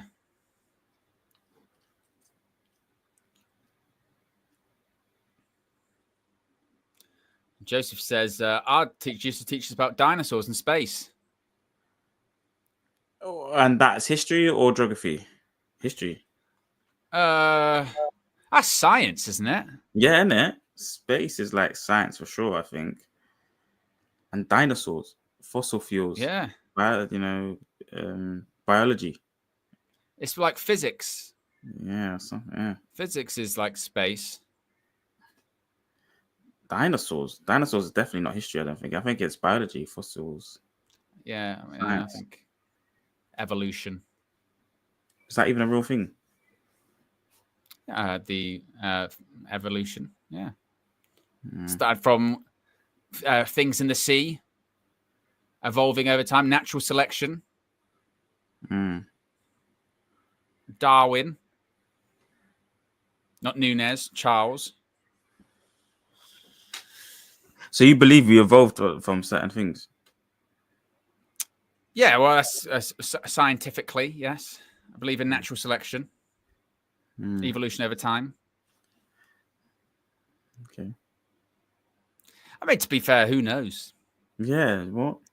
I think some people believe we're just all put here. We're just all put here, and it's that's the thing about scientific theory, is that it's only correct until it's proven wrong. Yeah, it always changes. Is Leeds about 25 yards out, cuts back inside. Ball in. It's a rubbish cross. Yeah, it's really bad. Just go straight out for a throw. It's been a bit of a drab first half. Very pre-season-ish. Yeah. Cunha's trying to do as much as he can to drive with the football and take us into places beyond the midfield line, but it's finding it difficult. A pyramid scheme says team shape, trigonometry, triangles, geometry. Math? Yes. Maths? That's maths, yeah. I was rubbish at maths. Oh, I was rubbish at maths. That Pythagoras and all that nonsense and X and Y and... Yeah. Can't use a calculator. I don't know what's going on. Oh, good turn by Ahmad. Is that going to be a foul? Yes.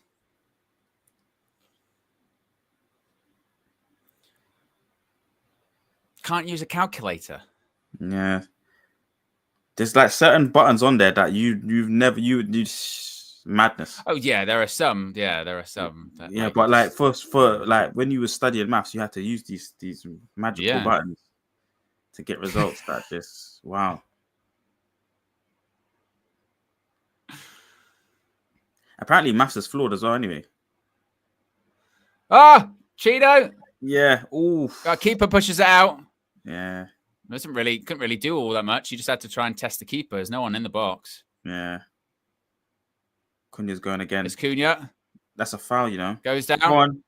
Diego Leon shoots. Couldn't get it under his out from under his feet. Collier tried to put it back in. Bruno, that's a bit heavy. And Carl Darlow just punched the ball and took out his own player. Yeah. That's a bit better by United. Turning the screw a little bit. Yeah.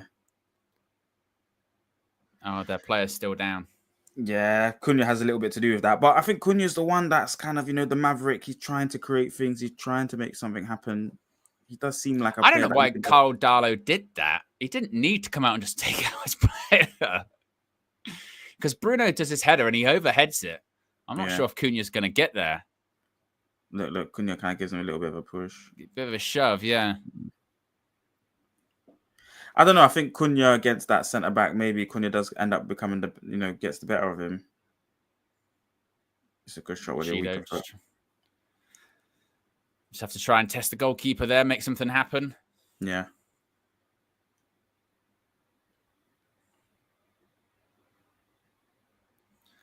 But, getting a bit more into the game now. A bit higher up the pitch. Finally, our spell's coming. They got the proper FIFA shadow on that side. You can't see when they're in the direct sunlight. Yeah. Sure. Oh, played it through the middle. Cheeto, it's a good flick. It is. Oh, that was a bit better. Yeah. I think it was Cunha again, yeah. See, that's a bit better. That's a bit quick forward passing, little flick behind. That was good. Yeah.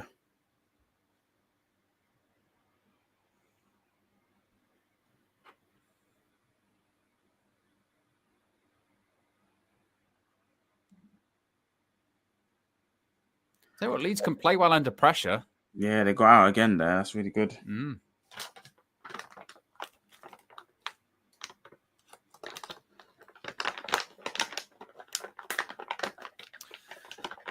It's 33 minutes gone, still 0-0. Hopefully we see goal. Oh, no. Luke Shaw just flew back through him. Yeah. Ref saying play on.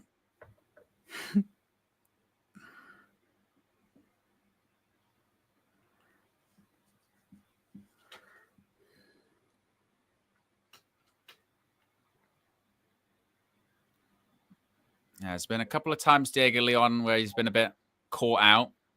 Yeah. But, young player, first game, is 18. See, look, this left side, they've been spun again. Oh, Bayern Deer collects that one. Overhit pass through the line. Yeah. Oh, Marcel, you'll be interested in this, considering I know you're a fan. Wilfred Ndidi is still expected to leave Leicester this summer. Leverkusen are the latest club to inquire. Manchester United have held talks and even discussed terms on the player side, but finding a number 9 is the next priority. Adding another midfielder may require an outgoing first in that area. Everton and 2 other Premier League sides have made approaches. Real Betis, Juventus, and Saudi clubs have also discussed Ndidi, who has a £9 million relegation release clause. Wow. So It looks like we've already got the job done and we've spoken to the player privately. It's just about whether we end up with enough money towards the back end of the window. I think it's an extra body. Working on a striker. Could happen. Depends if he wants to wait. Yeah. No, I think if it's Man United, I think Ndidi would be the type to wait maybe, and I think he would be third though, because we would maybe still need a goalkeeper before we go for someone like him, because we've got a lot of midfielders. They're just not to the caliber. I think as per usual, Manchester United have problems with the midfield. Every single summer we seem to have an issue with not actually resolving the midfield. The quality still lacks. So. But I don't think Ndidi is actually a saviour, by the way. I just think he's a stopgap, but I think he would be a good purchase. Dan says, Marcel saying maths is flawed is mad. How do we keep track of football scorelines then? This is the same guy who doesn't believe in time. So him saying that maths is flawed is not anything surprising, to be honest. I need to explain. I need to go do my research and come back to you. But it's to do with like fractional maths anyway, not the basic 1+1. But yeah. Well, everything can be. I think the point of saying that maths is flawed is that you could make an argument that maths is kind of the building blocks of everything. Everything can be broken down mathematically, whether it's chemical numbers, compounds, the biology of life, can always be broken down to maths. Yeah. I think just the way that we multiply and divide is something about it is flawed. That's what I saw what I was reading. But whole numbers is completely different. There you go. Marcel just explaining his reasoning. Yeah. Ivor says, it's been on for 22 months, says another 10 minutes of this with the clown face.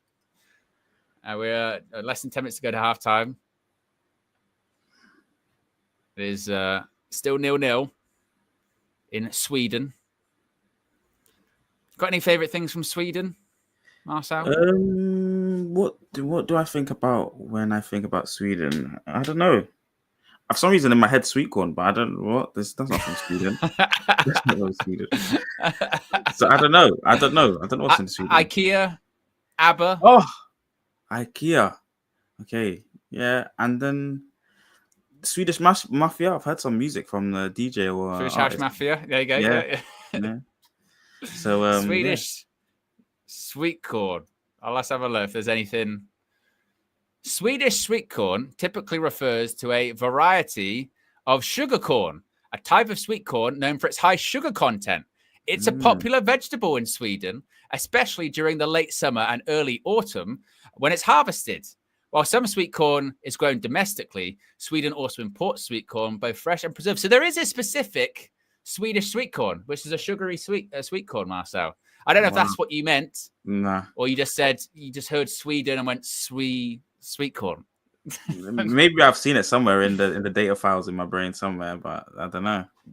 The data files make sense. You know what I mean? Marcel does not operate like, not in the brain. It's just data files. It's all data files. Yeah.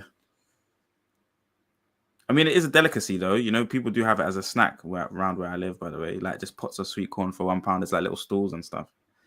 You can just buy sweet corn and eat. Corn. It's what? I don't like sweet corn. Why? Just don't.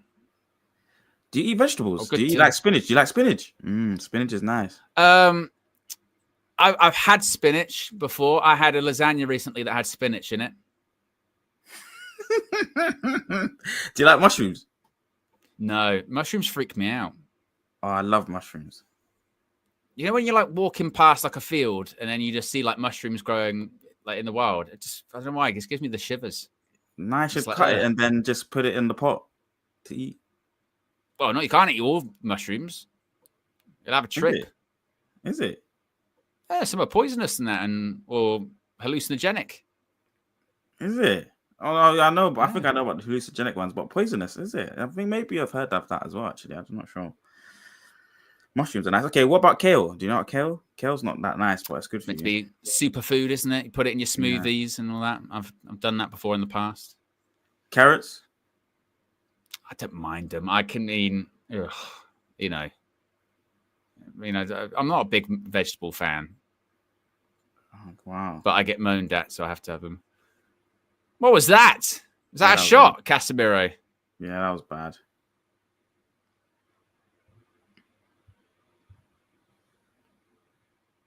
Yeah, he's put his hand up in the air, no doubt. Yeah, I had to. That was shocking. C1 Chaos says, Marcel, are you traveling to the States? No, for one day, because we're always going to have pre-season there for maybe the next 5 billion years. Manchester United definitely always do pre-season in America, so one day I'll definitely do it. But is there any place in particular you'd like to travel to? New York, Las Vegas. I want to go in casinos. You definitely get ID'd.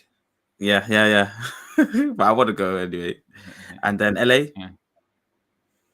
Yeah, but anywhere out that's not the US. Oh, Bali, Greece. I really want to go Greece of late. We're talking about Greece, Gambia, Brazil. That's a 1 hour left field. Why Gambia? I don't know. It's a nice country. Maybe in Africa somewhere. It's hot. I want to go to hot countries. Oh, and then I want to see the Northern Lights. You know, Northern Lights. Any of those cold countries that are there to see the Northern Lights would be nice. Well, was it last year? People could see the Northern Lights in England. Is it? Yeah, I think it was last year. People were putting their phones up at the sky and all that. Oh, good pass in. Back. Oh, he's taking it off his feet. Who's that? Cunha's Bex. Yeah, Cunha's not happy. It's Cheeto took off his feet. Yeah. Ahmad Creighton, though, really good play. A good pass, yeah. Yeah. Oh. Who has the better angle there, do you think? I think maybe Cunha, because he's walking onto it, isn't he? He's walking onto it, yeah. Yeah. He's a young player, but he's like double Cunha's height. It's so funny. It's like, massive, isn't he? Yeah. Lil Yo-Yo says, does Marcel agree with calculus? Oh my gosh, what is that? That seems like a plant. It's maths. Oh, no, I thought it was like a different type of cactus or something. Yeah. So no, he doesn't. He doesn't even know what it is. No. What's it to do with? Numbers, of course. Yeah. Yeah. Probably.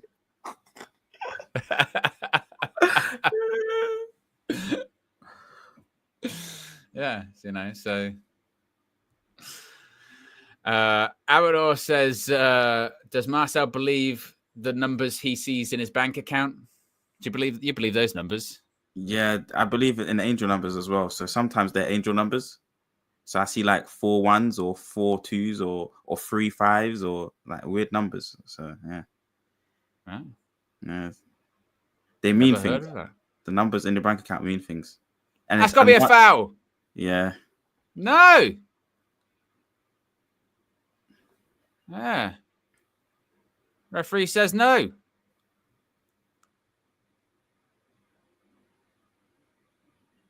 Oh, bloody hell. Commentary's giving him a bit of a go, saying you're embarrassing yourself. Doing proper. It's embarrassing. Yeah. It's just been poor quality, the game. Well, not poor quality, but just slow tempo. Last sort of 10 minutes, United have maybe done a little bit more, you know. Cunha looks lively. He's probably been our best player, actually. Yeah, he has. It's a bad touch right on too. If you don't believe in numbers, Marcel, what number do you usually wear when you were playing football? 10 or 11. I used to be my Twitter, my X account was actually 10 or 11. 10 or 11. I play on the right side or on the 10. So 10 or 11. Or number 47, because all the houses that I've lived in up until this point in my existence, if you just add the single numbers, they add up to 47. I think I can't remember what was the reason for it. So, yeah. So you do believe in maths because you're doing addition. Yeah, that's whole numbers, but there's like multiplication and division. There's something messed up with it, apparently. I'm going to come back with the proper facts next preseason match. I'll come back with it. Just like my theory on time. I haven't really spent a lot of, time, working on it, but I'm coming back. I knew as soon as you had, I haven't really spent a lot of your time on it. The irony that you haven't spent a lot of time on your theory about time is excellent. Yeah, it's a good touch. Yes. Oh, good pass. Oh, deflection is the bar. Oh, Diego Leon. What are you trying there?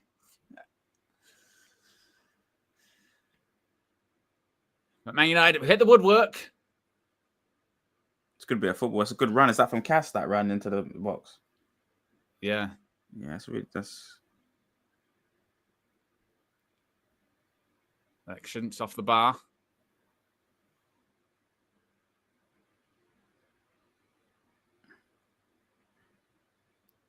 Oof. Yeah. Leon's just kind of rough that. Yeah. Should have taken a touch. Yeah. And that's half time. First 45 minutes of pre-season. It's 0-0. It's been a bit of a drab first 45. Not too much to write home about, Marcel. I mean, towards the end, Man United maybe turn the screw a little bit more, hit the bar. Mateus Cunha, a couple of good flicks, a couple of good passes. Ahmad looking a bit better, but not too much to really discuss from that first half, is there? Nah, facts. I mean, we need attackers. We need attackers, and it looks like we're going to be like not a Moments FC, but a load of Mavericks that were kind of like how Mourinho used to do it. He used to kind of set up defensively strong, and then your strikers show us the magic, or your forward line. That's where you guys, it's over to you. And Cunha looks like that type of player. When he's getting the ball, he's trying to, cause problems. He's trying to draw players into him. He's trying to find free passes and wants to take on the responsibility. So it looks good. I think Bruno's kind of drifting away from that kind of, in line with Cunha kind of thing, or close to the striker. He's kind of trying to help with the build out a lot, but would maybe like to see him in the 6 or 8 a bit more, and then get someone like a Brian in there where he's just very direct, wants to score, wants to, cause mayhem. So, but like you said, nothing to write home about today. No, not really that much. I mean, it was very pre-season-y. You know what I mean? Yeah. I think, once again, I wouldn't go too much overboard. I know that obviously we're anxious, we're nervous because of how bad it was last season, and we saw a version of that performance more often than not last season. We saw pre-season football all the way through the season last year. So that's why I think it makes us nervous. Are there concerns in that? Well, some players look sharper than others. Bruno, some really wayward passes in that first half. I think Cunha first maybe 10 minutes looked like he wasn't too sure what he was supposed to be doing in that position. A lot of people kept having to remind him, push up, press, you go here, you go here. But I thought he looked better as the half went on. And it's typical pre-season game, really, to be honest with you. It's typical pre-season, quite drab. But at the end of it, United could have easily actually been 1-0 up with that deflection. Casemiro hits the bar. Leeds, first maybe 10, 15 minutes, were probably the better team. Looked like they were going to create something. But actually, as that half went on, they just did less and less, didn't they, actually, Leeds? Actually, United actually got quite a good control of the game. So whilst there wasn't too much to write home about, United certainly overall in that half are probably in control. But like you said, you just need that more attacking players, still need a striker. Cheeto's young, takes one off Cunha's foot. Apart from that, I mean, he drew a save out the keeper where he didn't really have any other choice but to shoot from a wide angle. He's never going to score. It's still a bit like last season when we sort of pass the ball around and then we get to the edge of the box or 25 yards out and then we're a bit unsure, aren't we? We're a bit like, what do we do now? Like both Rasmus and obviously Obi here, it's like they're forward line players that don't demand the game to be played to them, and involve themselves with the football somehow, and like Lewandowski's demanding from his wingers, demanding from his midfielder. When you see me, when you look up, find me give me the football, but Cheeto Obi normally has that knack of just being in the right place where the ball would end up from a final action from maybe his wide players, which is a good thing. And Rasmus kind of just runs headlessly and doesn't know, has a good connection with his players. But we need a striker that can find, like Xerxes kind of, but also beyond the last line as well, can run in behind a bit more as well. So I think Ollie Watkins looks like that perfect fit that can connect with his 10s and his wide players, but also run on behind. We need a striker. It was desperate need. And then I think Bruno needs to get out of the 10. It might sound weird because we know Bruno's really productive as a 10, but I feel like a single 10. He's been playing deeper though, hasn't he? He's been playing deeper in this half, hasn't he? He's been playing deeper, Bruno, once again. And like you said, because when he plays deeper, that's when he tries those kind of like, forcing it. He's got more time to think on the ball. And sometimes that's a bit, he can then overhit it or he can put it out for play or what have you. But I suppose, like you said, it depends who you've also got in front of you. I think when we're talking about creating and having chances or taking shots, what have you, having Mbumo in that team on that right-hand side, that is going to make a difference. That will make a difference to that kind of team. Yeah, facts. I mean, Bruno's going to be getting you screamed at by him to give me the football, and he'll have somebody that wants to run on behind. That he can now always hit. And then Cunha that maybe likes to come a bit more short. And hopefully he's a bit more disciplined whether his partner would be. This we just seen here that we got opened up early. Yeah, that was Leeds' best chance. Apart from that, they didn't really do all that much. Yeah. does look kind of bad when I'm looking at it again, though. It's a bit worrying, but well, as Diego Leon, like I said, gets sucked in. I mean, it wasn't maybe the best first half from him in his Man United debut. I think people obviously were looking at him. Look, he is young, 18 years old. And maybe, again, that's a bit of a reality check of, I know we get excited by the young players we've never seen before, but, you know, it's a different animal going to be playing than competitive men's football against Premier League clubs. Yeah, true. That's very, very significant. Oh, my goodness me, Marcel. We've got more breaking news. Breaking news.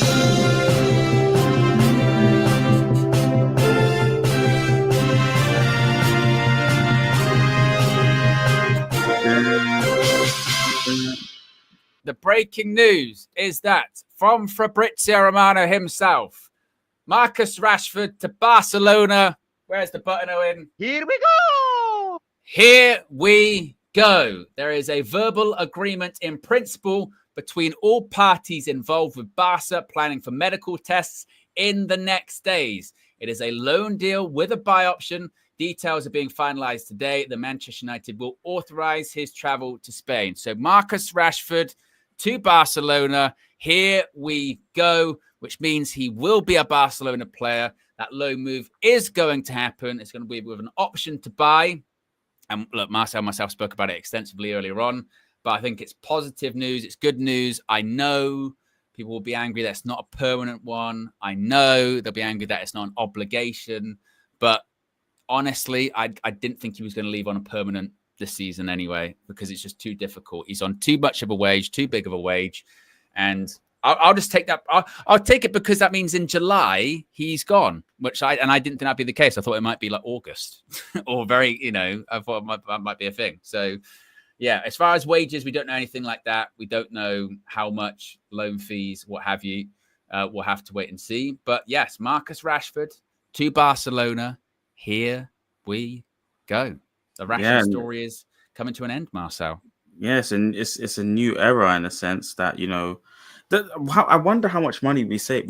There should be a number, right? Like in our minds, or an official number we wouldn't know the answer to, Owen, but there should be an amount that we'll be saving over the course of a season that we could maybe utilize. Oh, yeah. So definitely. Just having that in the mind's eye is really good, I think, you know, and hopefully it gets the ball rolling with another striker to come in. Ollie Watkins, Mateta. I'm assuming we'll go to the Premier League to get that said striker in. It would be nice even for two, but, you know, someone that is, you know, ahead of Højlund in the process, I think, and able to hold up the ball, get players into play, I think is important for us right now. Yeah, like I said, I know that people were a bit frustrated that it was not permanent, or the natural reaction is, well, Barca aren't going to buy him then if it's only a loan with an option. That very much could be a scenario. That could be a scenario whereby Barca, we've been able to, again, this shouldn't be too much of a surprise, I think, because I think it's been quite clear that Barca haven't been interested in buying him, because if they really wanted to buy Marcus Rashford, then with this whole Nico Williams, with this whole Luis Diaz stuff, then they would have, with that not happening, go, right, we'll buy Rashford. They're not interested in buying him. And if they were, this has been one of those ones that if they had got Nico Williams, if they had got Luis Diaz, one of them, they might not even have gone in for a loan for Marcus Rashford. They're not prepared to pay £40 million and then take on a contract that could be north of £300,000 a week. Obviously, they could. Not to say that financially they couldn't do it, but with their financial situation, they're going, well, we're not that desperate to make it work. We're not. So we'll do a loan. Rashford, clearly all he wanted was Barca, so which that narrows the deal anyway, because until Barca say we're not interested, then he's always going to give them priority and preference. Again, that was my worry for it dragging on so much. So I'm happy in the sense of it's a done issue now. And even if it's a done issue that we have to, you know, revisit it next summer, at least by that point, if Barca send him back, he won't only want Barca at that point. Hopefully he'll be a bit more open to go into other clubs, and maybe then we can sort out that on a permanent. So yeah, I will take that. I will take that because it just means like you said, we can move on. And obviously we'll save money in terms of wages. Depends how much obviously Barca cover, if they pay us a loan fee or anything like that. when it came to those players being out on loan in January, of course, we were able to buy Patrick Dorgu, weren't we, with when those players went out on loan. So one would hope we're able to do something similar. But yes, one of the exiled 5 will be gone. I think Barca will end up taking him end of season because it's this like he is 1 season on, 1 season off kind of type player. This is meant to be for me the season where he does well. There's a World Cup. It's a World Cup year. He has to kind of do well if he wants to get into the squad, and then they'll take him off the back of that. It's just whatever that option is to buy, how much the price is, how much is quoted for will be interesting. But I think they'll end up taking him, and we'll move on from that chapter swiftly. And I think he'll be happy to be part of a rotation system at Barcelona. There's 4, maybe 5 strikers or forward strikers. So 4 or 5 forward players. I think Lewandowski is coming towards the end of his time playing football at that level, maybe as well. And he will get minutes over the 2 or 3 years, and I think he'll be happy to play there. So I think it looks good for the club. Some super chats here. Jason says, what that first half has told me, we desperately need a midfield player. This is what Marcel was saying before kickoff. That was his big sort of concern, wasn't it? Red Baron says, we're crying out for a poacher. MJ says, how long you going to lie to yourselves about Amorim? Well, I'm not going to. This is the other thing. I've said multiple times, massive reservations off Ruben Amorim. How can you not? He's even said it himself. He's even said, I've got no evidence to tell you why it's going to get better or why I'm going to turn it around, because I can't tell you that. You're going to have to believe him or not. What I will say is this 45 minutes was never going to tell me anything about Ruben Amorim's future. It was not. It's the first game of pre-season. I think that if this was the reason why you went, I tell you what, Ruben's not going to make it, I'd say, well, what were you watching last season? Now, why have you come to that conclusion now? These are not the games to be making those kind of judgments off. They should be based off of what happened last season and what happens when we get into this current season. If the first 3 games for the first international break, we don't win any of them, then you would go, look, Ruben's not going to last. But after 45 minutes against Leeds, the answer is MJ until the end of this season. Once this season is completed, I will stop lying to myself. So then you just admit that you are lying to yourself by saying that sentence. Yeah, well, he says when am I going to stop? So I'm going to say until the end of this season is when I'm going to. So you're admitting you are lying to yourself now, then, when you say that? Yeah, I'm lying to myself, according to him, according to MJ, anyway. Oh, right. Okay. All right. Okay. Yeah. Just to clarify. Yeah. Ronnie says, I think we save around 18 million for Rashford wages. Can put that on another player. D Witness says, sorry lads, debut or not, Diego Leon isn't it, man. Calling it early. You are calling it very early, D. Not good enough by a country mile. Oof. Would you echo that, Marcel? 18. It just looks like he's a bit out of quality in terms of there's decisions that he could be making that could be better, but he's young. I wouldn't say that he's nowhere near it or whatever. He's young. There's going to be development in what he's doing. A couple headers that he won. He looks like he's a bit fast, a little bit sharp as well. But look, I can give you some stats. About Diego Leon. His first half versus Leeds United by numbers, according to Statman Dave, 100% long ball accuracy, 100% tackles won, 80% pass accuracy, 29 total touches, 3 ball recoveries, 2 chances created, 2 take-ons, 2 shots. So by stats, you can say, oh, he's done all right. By the eye test, needs some more work, but he's also 18. It's 45 minutes. It's it's a completely new team that he's playing for. So young to make the call. So early to make the judgment. United pundit says, I see the same signs with Meady, mid-table finish. MJ says, Marcel, how's your beloved Ten Hag doing, eh? He's got you there, Marcel. He's got you. How embarrassed you must be. No, not really. It's the first game. It's the first game.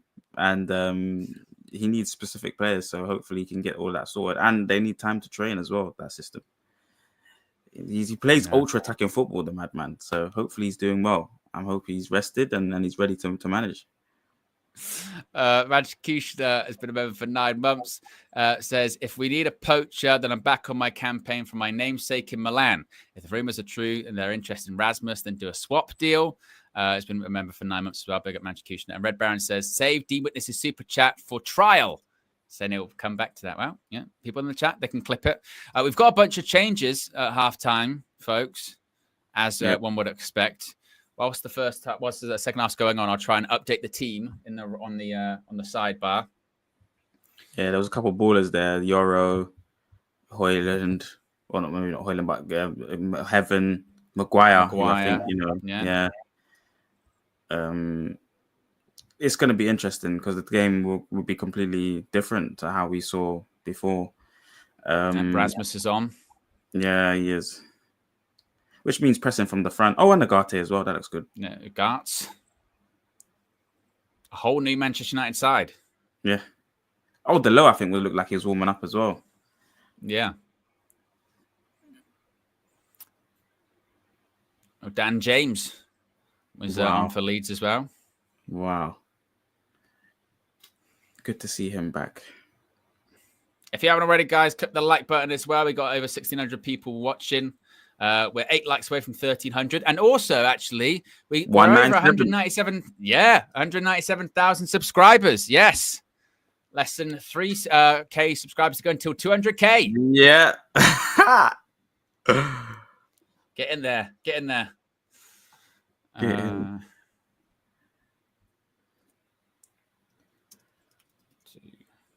Oh. Is Leon still on the pitch? I think he is, hopefully. Heaven's there. Heaton in goal. Heaven, Maguire. Yoro. Yeah. Torgu, Mainu, Garte, Delo, Mount, Matanto. Oh, Matato's going to be in the 10. I thought he was a winger. I thought he was a wing back. Matato. It's a strong team, isn't it? It's a strong second half team.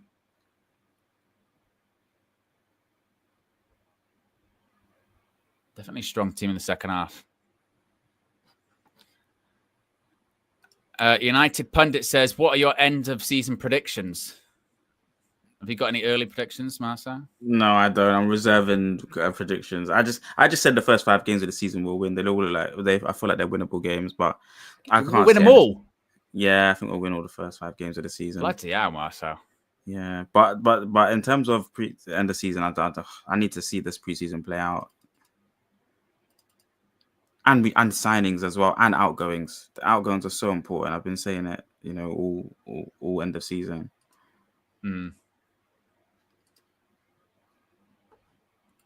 I will just update the starting 11 now, guys, on the sidebar. So bear with me. Yeah. Make Feels sure like so many changes. Yes, 11 changes. Yeah. So we've got in goal Tom Heaton.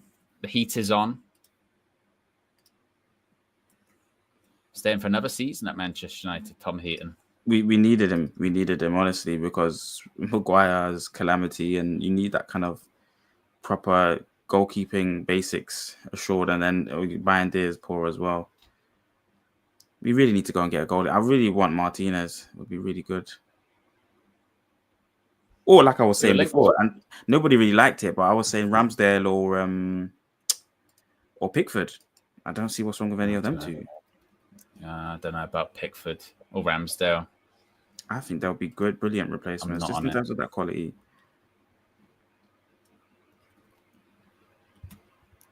Offside for Leeds. Yeah.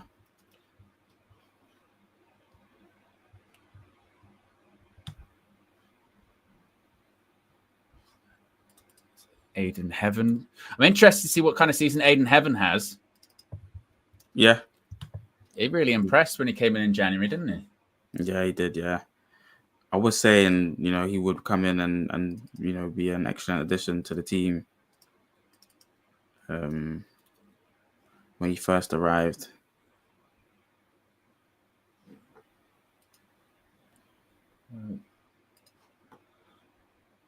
Now the left-hand side, of course, is Dorgu and Heaven. Yeah. That combination would have played together before as well, I'm pretty sure. Yeah, at least once or twice last season. Yeah.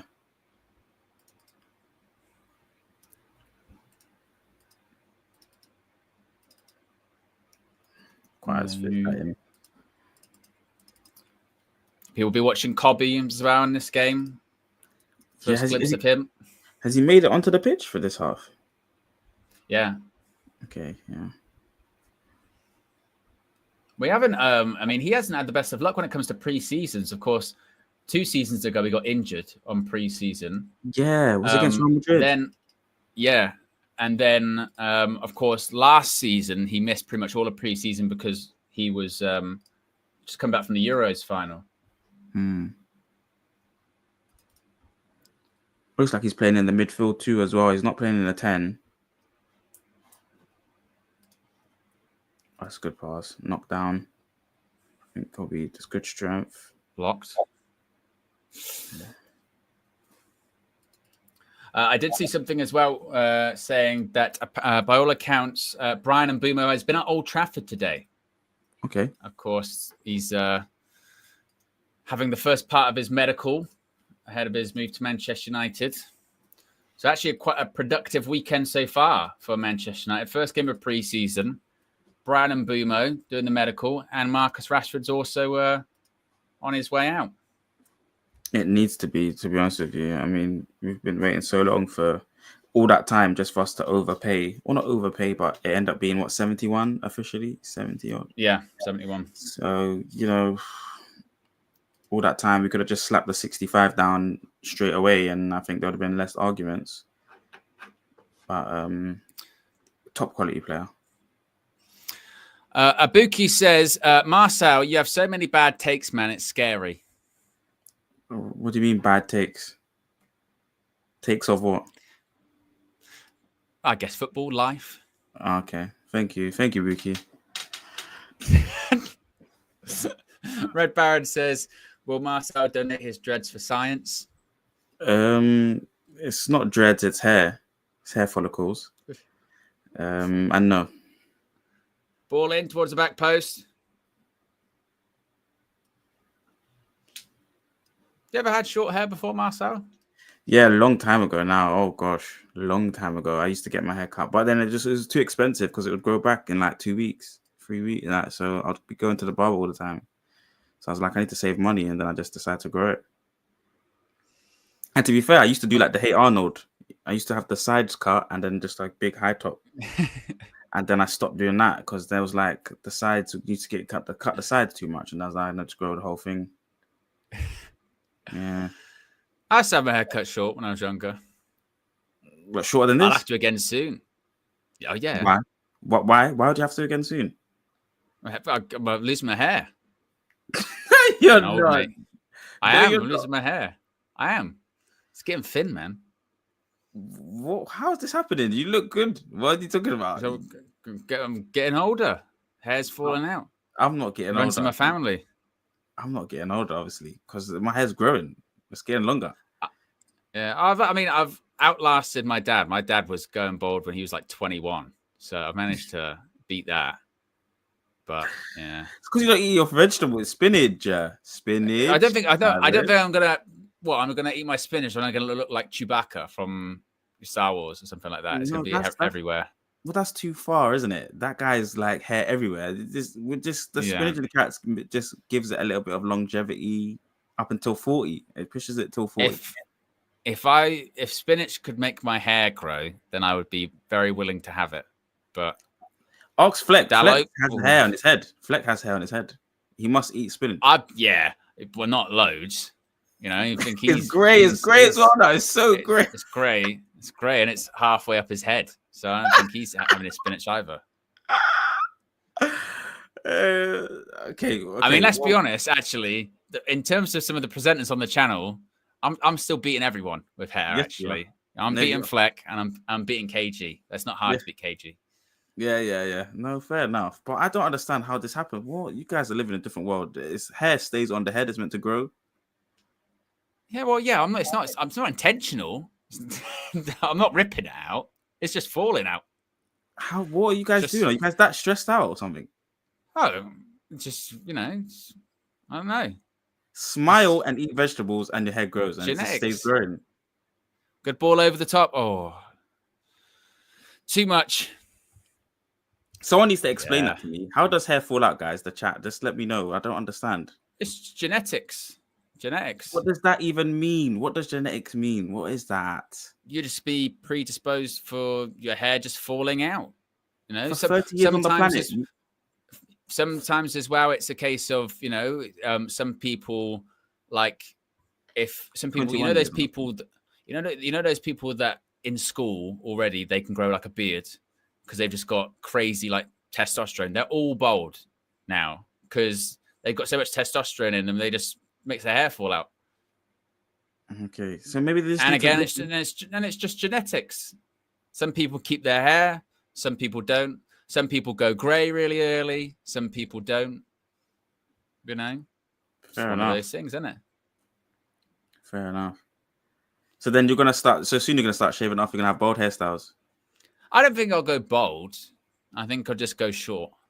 If you cut it off, would it refuse to go back? He started cutting it off.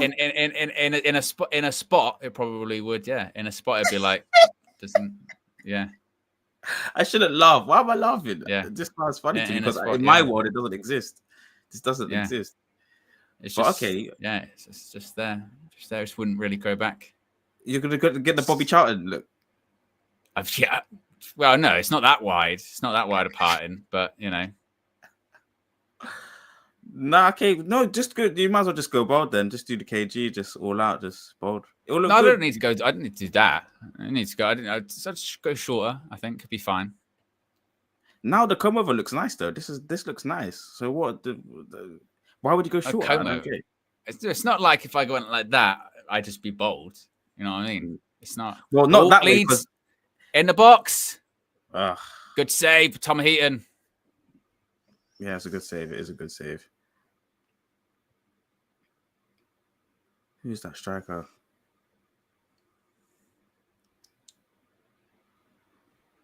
Played it in behind. Yeah. Heaton does well.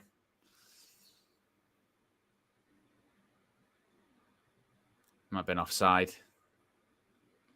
He's been But causing yeah, all if the you are problems. just joining us as well, in the space in a couple of hours, we get the news that Barca put a bid in for Rashford. We've also got a here we go for Marcus Rashford. Medical in the next few days. Oh, Oh, Yeah. Again, Leeds Leeds had a have started chance there. early. Yeah, yeah, it they've was a started good. shocking defending, wasn't it? Yeah, Look at this. hit off Maguire just scuffs it. randomly.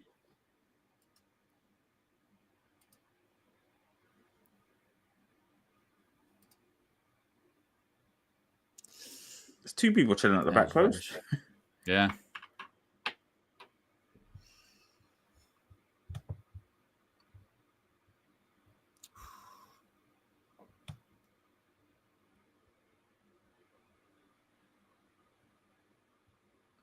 Well done. Wins a foul. We're less than 150 likes away from 1,500, folks. If you haven't already, click the like button and be sure to subscribe as well. Reminder, after this game, we'll have reaction coming from Sweden, from Flex, probably from players actually as well. In addition to that, I think Flex is going to upload something about Rashford too. MA says, a loan is not a bid. Yes, it is. It is. Yeah. How else do you make the offer? We will take Marcus Rashford on loan, but this is not a bid. Doesn't make no sense. No. Oh, that's That's a great Marcel pass by saying that. Yeah, that's a great pass by Kobe, though. Oh, who's that? Hoyland. Oh, He was offside as well, I think. yeah. I think he wanted someone to come closer to him to produce the flick. This goalkeeper was quite good, actually. I've seen it. I saw him last. Melia. the season He's got the before. deepest voice. Is it? Melia. Yeah. That's not offside as well, I don't maybe. know. Yeah. No. Yeah. What interview have you heard him Flick. speak from? How have you come He to goes, that? it's one of those ones, you know, when they say, like, what's your name? And he does, like, you know, Igor Melia. Yes, it's really, really, really dark. Like it's low. Darth Vader. Yeah. Igor Melia. Oh, we've gone the ball back. Who's that Kobe doing all that? Oh, that's sharp. Hoyland with a wrestle, of course. Yeah. And he needs to secure All the fizzed ball. in. It's fizzed in. Hoyland's down on the floor. We've just lost it there for no reason. Mm. I think it was between Mason Mount and Mainu. Oh! Heaton was with offside. Good covering. Yeah, good covering Yeah. the ball by you. But that's that part of the pitch, the cross coming in, players free at the back post. Who is that right-sided centre back? Let's have a look. Yeah, he's just He's off. clearly off. Yeah, he's clearly. I think he's clearly off. Euro's going to have allowed him to stand off.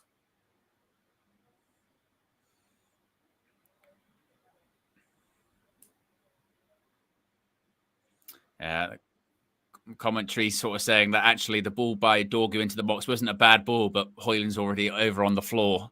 Yeah, Doesn't hold the ball up. it's not embarrassing, but it's like he just can't. It's like it reminds me a lot of Romelu Lukaku, but Lukaku could actually score goals, and just he had a physical side which was just overpowered. And Lukaku can hold the ball up. Hoyland, he just can't. That's a short pass. Oof. Yeah, that's a crunching tackle.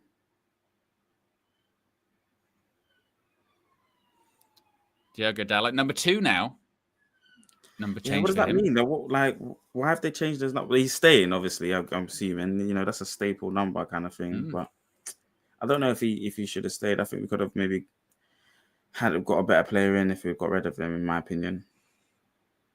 KG's not the biggest Dalot fan, obviously. Yeah, but what do you think? Was it because the debate was always Wan-Bissaka or Dalot? Like, even in hindsight now, do you think maybe?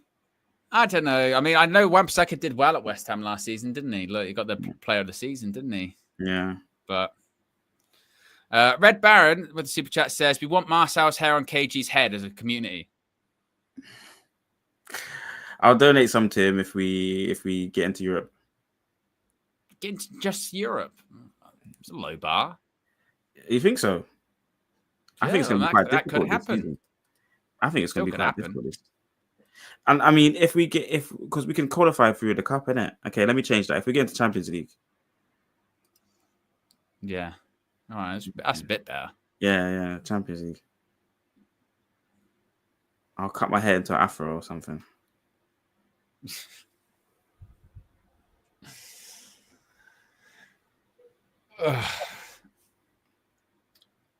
Florian Plettenberg just tweeting Marcus Rashford to Barcelona is considered a done deal. Full agreement with Manchester United has been reached. Rashford is taking a significant salary cut to make the loan happen. Wow. What does that mean? No way. It doesn't.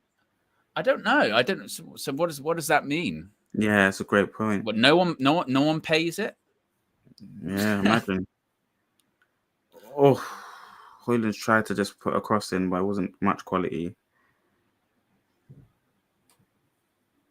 It doesn't look like there's going to be a loan fee, though. Heaven with a foot race, and I think he won it fair and square. I think they're trying to call a foul, but I don't think it was. And then no loan fee sounds really bad. I can't lie. I mean, I really would have liked to see a loan fee if it was small. Desperate to move him on, aren't they? Oh my days, that's Dan James as well against Heaven, and it didn't seem like he was unfazed with that race. Yeah, Dan James fast. Road runner. Yeah. Anyway, United have been very flat in this half so far. Yeah.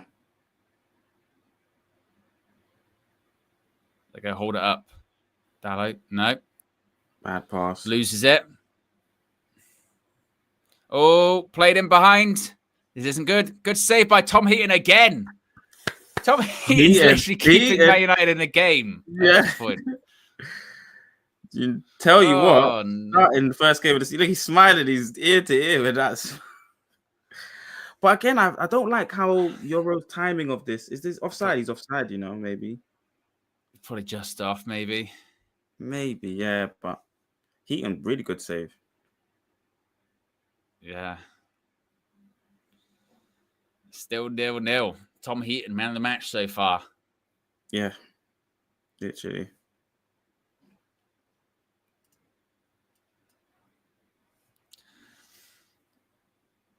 He's going to call a foul. No. Ezio says Mursell in the Kenny voice. Mursell. Different accent on it. I don't mind that. I wonder what Kenny would describe some of this some of the defending. Poor, terrible defending. That's what he'd say. Yeah. I miss Kenny. Yeah, I mean, hopefully he might be on the full view tomorrow. Poor, terrible defending.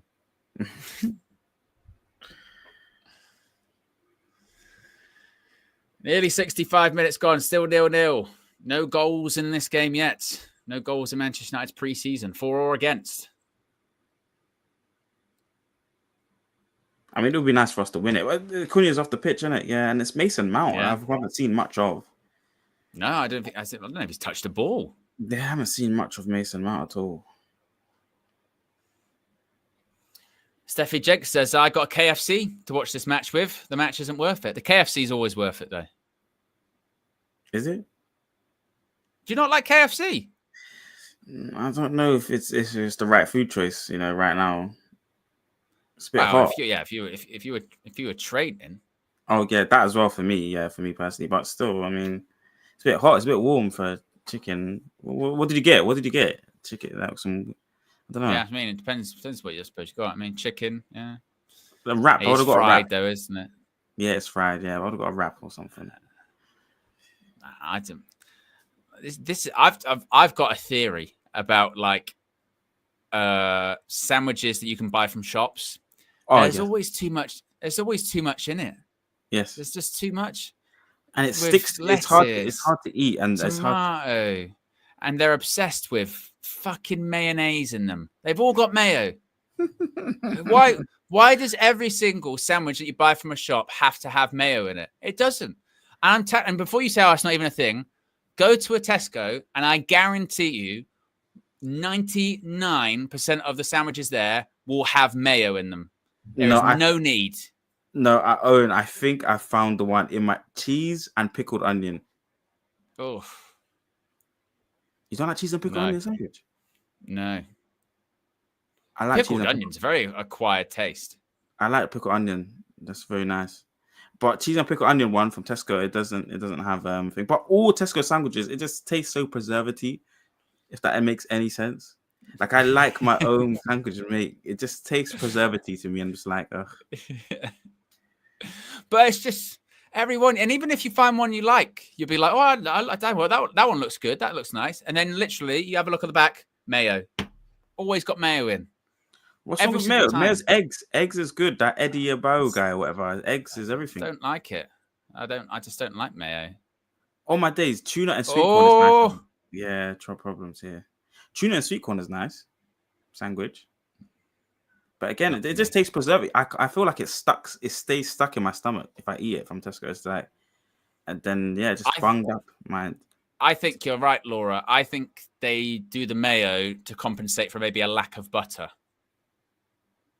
I think that's what they do. Well, you can't. It maybe doesn't. Can you have butter in your sandwiches and put them in the fridge and have the date for months and months? That's what I mean. I don't know. It depends. Do you know what I had the other day? I had a Tesco tuna and pasta. It was disgusting. I don't know what they've done to it. It's disgusting. And it has mayo. It has mayo in it as well. Yeah, preservative. It was preservative as well. Oh, do you know what's really nice at KFC? Sweet corn. Have you had the sweet corn at KFC? No, I don't like it. The gravy's nice. Yeah, but corn on the cob. Oh my days! Wow. No. I actually feel like that now. How we say this. I thought you said it wasn't right time for it. Yeah, I know, but a sweet corn with like a wrap, it's not too bad, is it? Some water. 5 likes away from 1,400 likes. Be sure to subscribe as well. Diogo Dallo takes a throne from Man United.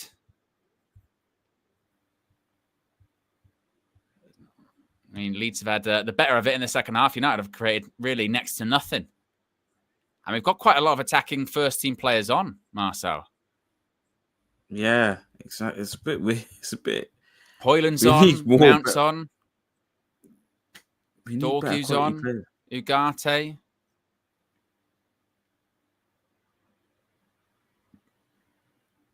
Just very, very flat.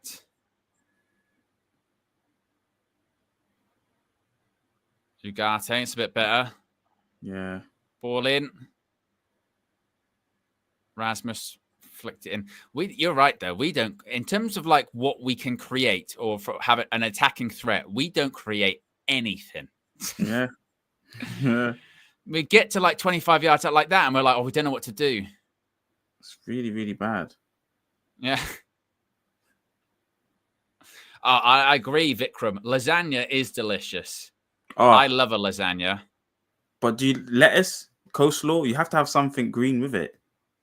No. Just lasagna. Oh, by but no, itself. but there's stuff in it. There's vegetables in it. No, not with mince and some sauce. Usually for me. Yeah. And then sometimes they'll have like carrots in there, and like I said, sometimes they'll have spinach in there. Is it? No, not on my one. Yeah. No, not on mine. But I'd have something on the side, something green on the side to complement all the nice sauces. Garlic bread. Garlic bread. Green. It's got green bits.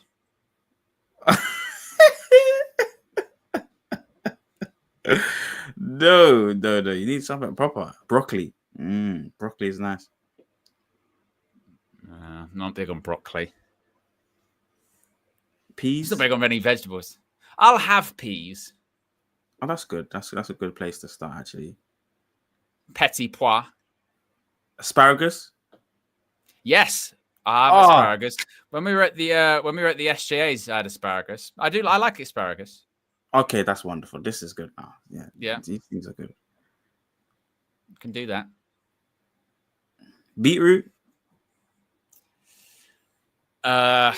No, but my nan used to grow it. Shout out Granny Owen. And then well, she wasn't called Granny Owen, obviously. Oh, Nan Owen. No, because she doesn't have my name.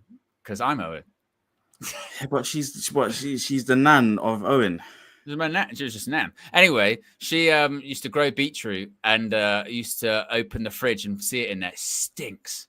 Oh, that smell. It's good for you. Proper PTSD. Ugh. It's good for you. Shot.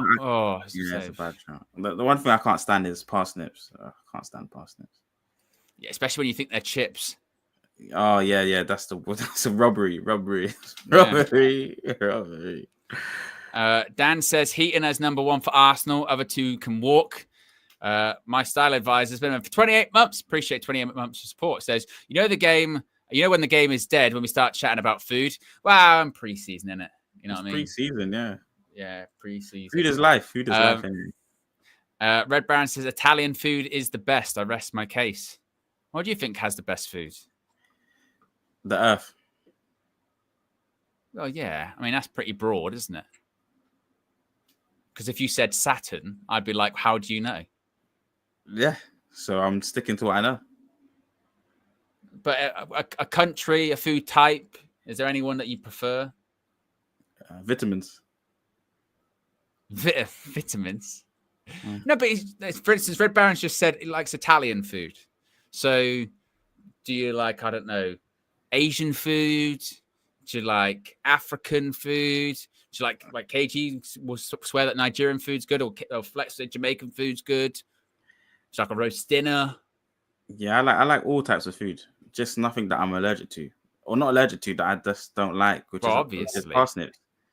So anything, I can eat anything, any type of food I'll eat, and I'll be very happy. But you see what I mean when I say what's the best food, and you've said vitamins.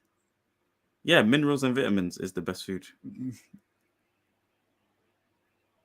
No gluten, no full fat. Oh no, full fat is good. Sorry, no, just no gluten, anti-gluten.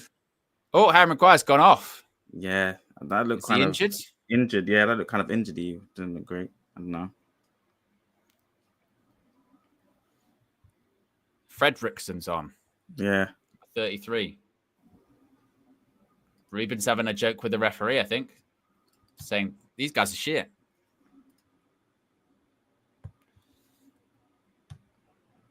So Fredrickson on for Harry Maguire. Do you know what I really like though? I like coleslaw. How do you like coleslaw? No. You don't like coleslaw? Oh, I like coleslaw. No. I used to always get confused with coleslaw and a cold sore. Ah, they're two different worlds.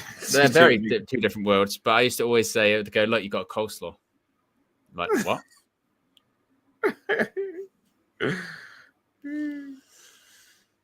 Big Sam says lasagna with ricotta cheese. What's that? The cheese by itself? What? With next to lasagna? Or do you mean like sprinkled cheese on top? Well, lasagnas can sometimes be made of several cheeses in the sort of sauce, can't they? In my head, I just thought like a lob of cheese on the side next to your lasagna. It's like, what? No way. No, I don't think, Yeah, that's not what you're talking about. He's talking about like the style of cheese that's made with. Yeah, that's all right. Yeah. Lasagna and a block of cheese. Yeah.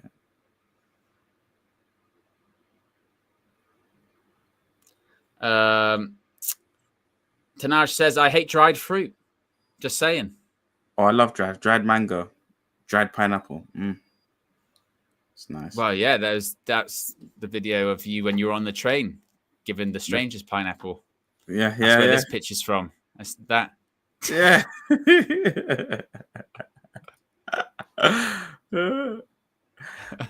What else? Raisins. Raisins are nice. Oh, Leeds have the shot. Deflection. Saved once again by Tom Heaton. Yeah, Heaton. Heaton's doing his thing today. Yeah.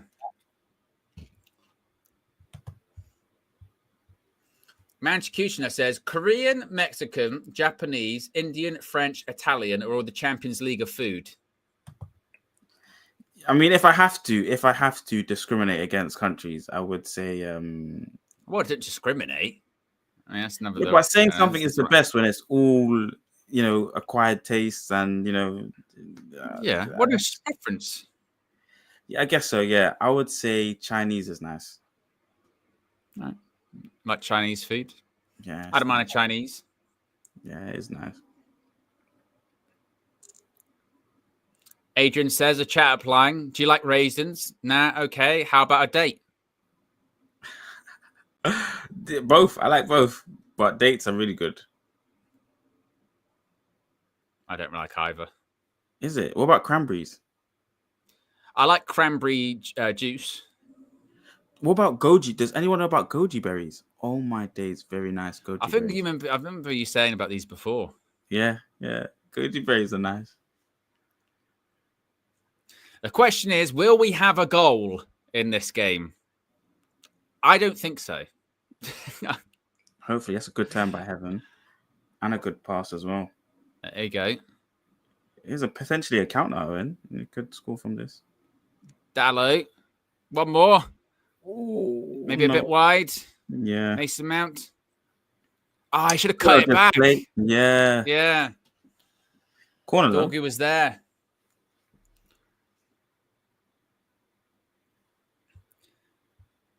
What about plums? Do you like plums?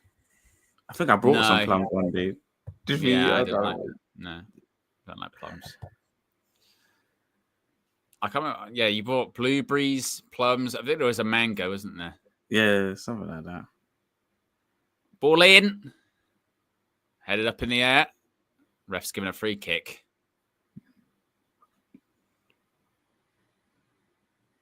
Pineapple. Do you like pineapple? Oh, wonderful. Pineapple, papaya, grapefruit. These are all nice. Mango. Do you do pineapple on pizza? No, not anymore. No. I used to though. Ham and pineapple was like the thing back in when I was really young. Yeah, but not anymore. Hawaiian.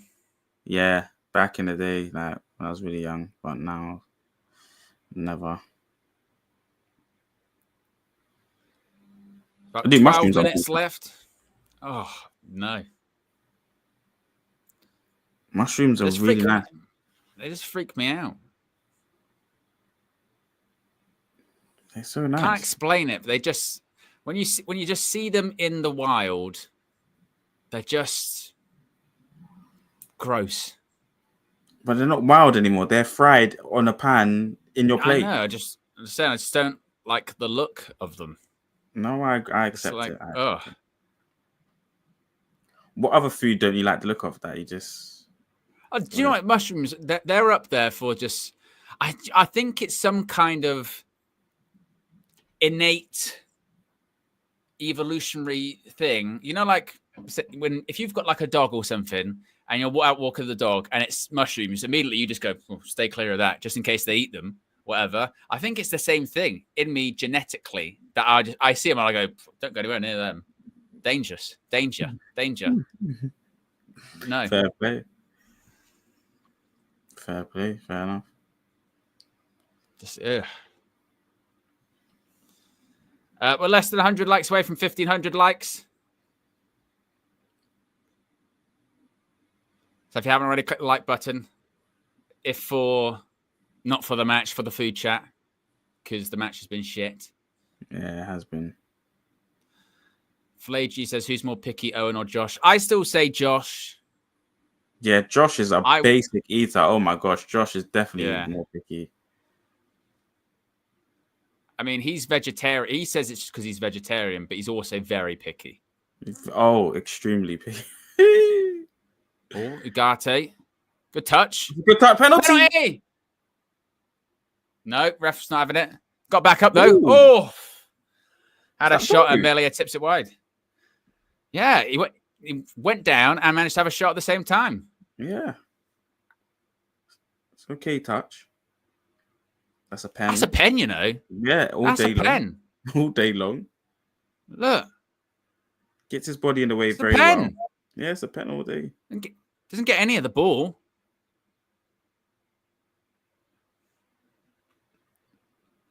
Pataka says, Owen, what curry do you eat? I'll have a korma, obviously. But I'll also have a chicken tikka. Yeah. That's about it. Ball in. Oh, just past the post. Yeah. And I'd have a Thai green curry.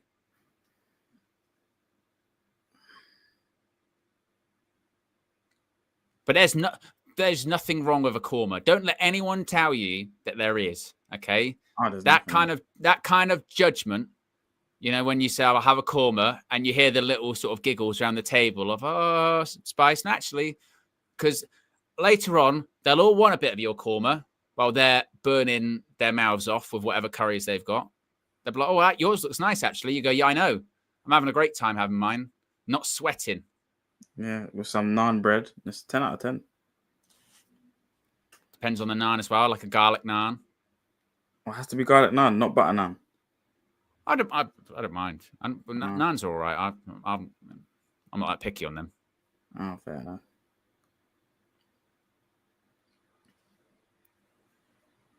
Do you like kebabs? I'm not big on them. Oh. Yeah. Hoyland committed himself, but it's not on target, I don't think. Not butter chicken, I like that. That's nice as well.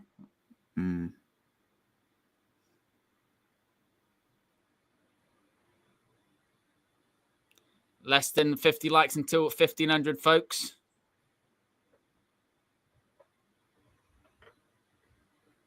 Oh, it's a corner. Oh, that's good. Oh, no, it's not a corner. It's a goal kick. Yeah. No, the commentator went, corner's been given. It wasn't. They're lying. Oh. Go on, get there. That's good. Fletcher. Was that Rasmus? That's really poor, you know. No, it was Fletcher. It wasn't Rasmus, that one. Oh, okay.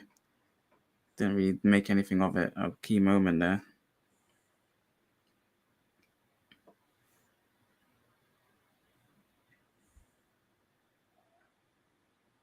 That's a good tackle. I feel like a goal's coming, you know. Not with that kind of passing. Yeah, but we've got them pinned in a little bit.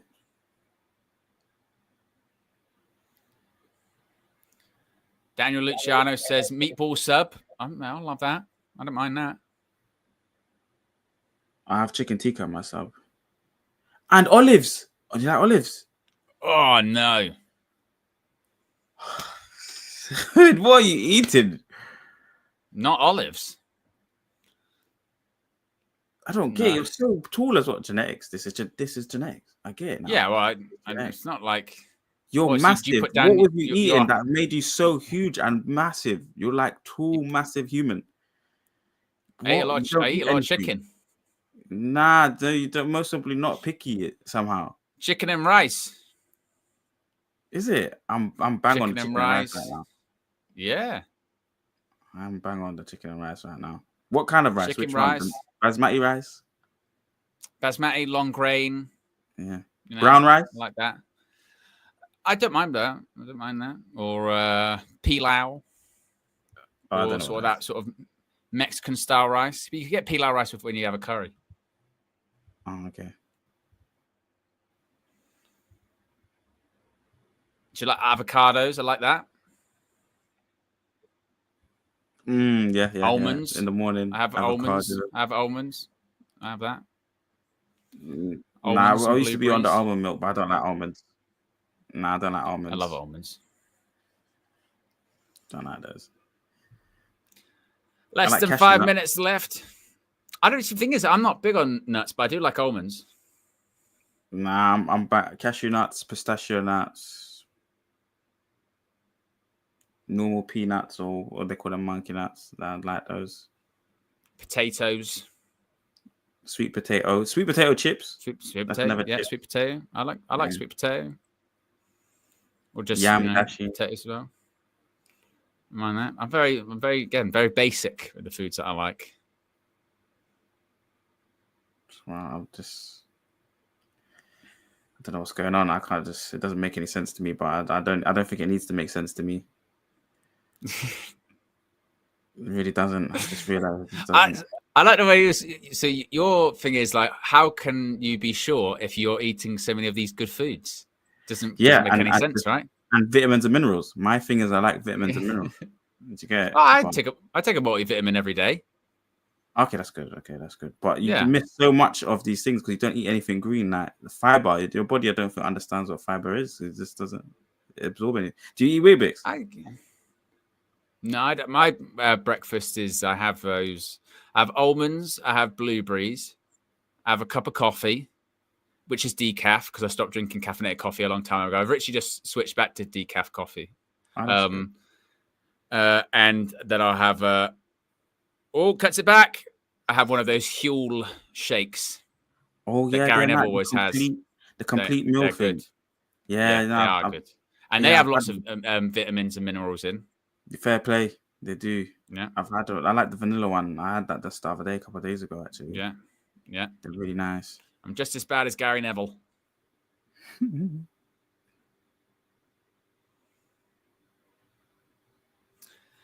Corner ball, Mason Mount stands over it.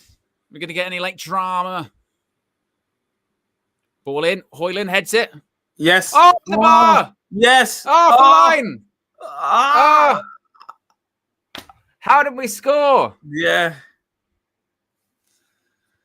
Hits the bar off the line. Oh.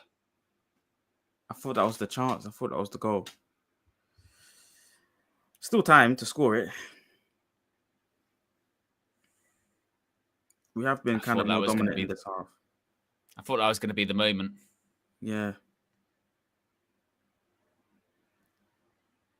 Dorgu's done well, though, in the second half, to be fair. I think he's more used to the team than Leon is, so... Yeah. Who's that getting up for the header? It was Cobby. It's Cobby. And again... Yeah. Cobby.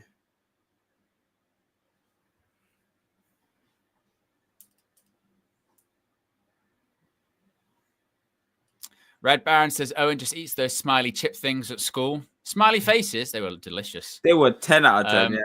Yeah. Dan says, who needs Oxford Natural when there is Marcel? I mean, Oxford Natural's got ashwagandha in it and a couple other things. I was reading the stuff, so you might need Oxford Natural, actually, but yeah. I had Oxford Natural. I mean, to be fair, I'm I'm fine with my fiber. I'm very regular. Yeah. No problem with me. There's not. Yeah. There's not. There's not. No. There was Fat Owen, So and is now there's you. KG. KG's very regular as well, usually before a match starts. Yeah. He'll decide he needs to go toilet before the game kicks off. For like 5 minutes. I remember you timed it a couple Yeah. times. Yeah. Yeah. More than a couple times, maybe. Pass back post, headed across. Goal! Oh, Hoyland, you've got in the way. Oh, Cobby again arrives at the right time, volleys it. Hoyland gets in the way. It's a never Edge of the chance. box. So that's Nah. bad by Mason. That's really bad by Mason.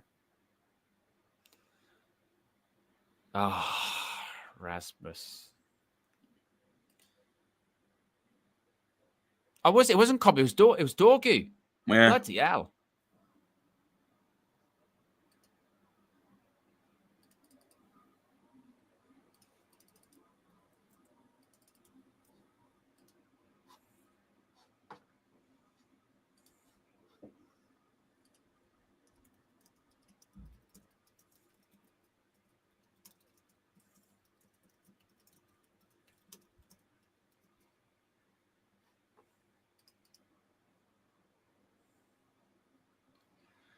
I mean, how many chances have we created in the second half? Maybe like Yeah, 3. we've been better, haven't we? Yeah. It's just been very flat, hasn't it? Yeah. Or a bit more of an update on the Marcus Rashford stuff here. David Ornstein has said Barcelona are set to pay the whole Marcus Rashford salary as part of the proposed transfer from Manchester United. Impending loan plus buy option includes 100% wage coverage by Barcelona. So there you go. Rashford's on like over 300k a week. Barca are covering it all. So for those that aren't happy with that, take that. Yeah. I will take that. Yep. That's very good news. Because how much is that a year on wages? That's a lot. It's Yeah. a lot. What, 300? It's 325k a week times 52. 52, yeah. 325. How's it, Owen? Oh, nope. Oh. I'm sorry. You save nearly 17 million quid. Yeah. Not bad. It's not bad at all.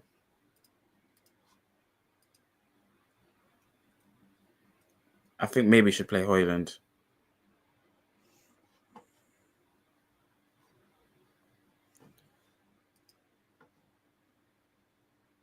See, they were the key things we were talking about before, going, okay, for all of the outrage about, oh, it's not a permanent deal, blah, blah, blah. You've got Marcus Rashford off the books there. And literally, for now, you are not paying a penny for Marcus Rashford at the moment. Yeah. Barca are doing that. That's positive, and you're gaining back some sort of value. Well, yeah, you're getting some money, aren't you? You're saving money that you can spend on something else. Because he's pure profit anyway.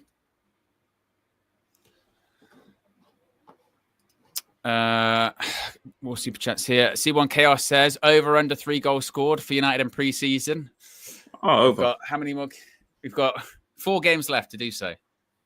Oh yeah, over. We'll get Mbeumo by then, Brian, and then hopefully a striker as well. Nice to see that you're already on first name terms with him as well, Marcel. Yeah, Brian. Yeah, he's top. You and Brian go way back, do you? Yeah, he's a top player. Yeah. And that's the full-time whistle. We've sat through a 0-0 in Sweden. Marcel, I mean, no goals, stalemate. It just reinforced, like you said before, need a striker, need Brian Mbeumo in that team, need to create something. Yeah, Ruben just goes down the tunnel straight away. We feel like a team that's going to be Moments FC this season, and it's going to be up to the front three to really, when they get the opportunities to take them. Obviously, we've seen Dorgu now add himself from the wing-back areas to get into the box, which looks positive on the transition. A lot of our football looks like it might come from that style of football on the transition. a couple players sneaking in behind Euro from the offside trap. So look, what's going on there? You know, something to look at. But it looked like they were offsides. I think it called. Should have been a penalty. Should have been a penalty. So the 1-0 would have come in a different world in a different time. But yeah, the pace just looks really flat. Sorry, and we need to see the next game. We need a goalkeeper and a striker immediately. Yeah, it was one of those ones where I think people were probably looking out for Matheus Cunha in the first half. He was probably our best player, actually, in the first half. He looked quite lively. There's not really that much to write home about, in all honesty. But actually, to be honest, both halves were basically the same, whereby first 10, 15 minutes, you got to tell you what, here, Leeds look quite sharp. Oh, I don't know. Man United look really sluggish and slow. As the half goes on, Man United do have probably the better of it and create some chances, but don't really look like scoring at any point because we just don't have those attacking sort of threatening players, really. Højlund came on immediately, started wrestling. Cheeto in the first half, maybe took the best opportunity off the toe of Matheus Cunha. We hit the bar from Casemiro, deflected shot. But probably the best chance of the game actually is when we hit the bar in the second half, you know, and it clears off the line. So I suppose, look, you know, on a different day, you can go, look, well, United hit the bar twice, had one cleared off the line. It's not the worst thing in the world. Once again, it's pre-season, so you know, don't get too carried away of like, this is why, you know, Ruben Amorim's not going to last or anything. These pre-season games can be quite drab. The bigger concern will be if in 2 weeks' time, as we're getting into this US tour, if we're having similar drab games, then you'll start going, oh, that doesn't look very sharp at all. But yeah, a bit flat to say the least. And I suppose the problem is, Marcel, is that because of how last season ended, we're so desperate to see something, aren't we? So if we see nothing, it just makes you panic even more. Yeah, everyone's going to go into absolute crazy mode and say, this is rubbish, this and that. But it's early days in the preseason. And at least now we've seen the team play, which is what I was really looking forward to seeing. And we kind of can look at the areas where we need to improve, which is definitely in the forward line. It's not so much defending. You know, Leeds didn't create lots of problems. I think we were quite comfortable, and we changed the team, you know, over the course of over the 90 minutes. But it's definitely goals. We need goals. We're still suffering in that way. So I'm hoping for more attackers to join the team. And one of the most important things is the midfield. You know, people say games are won and lost from you know, top midfields, and the team doesn't scream like it has world-class midfield. And we need to find someone that can suit Bruno's play, because I think it will be Bruno as a starting midfielder for this team.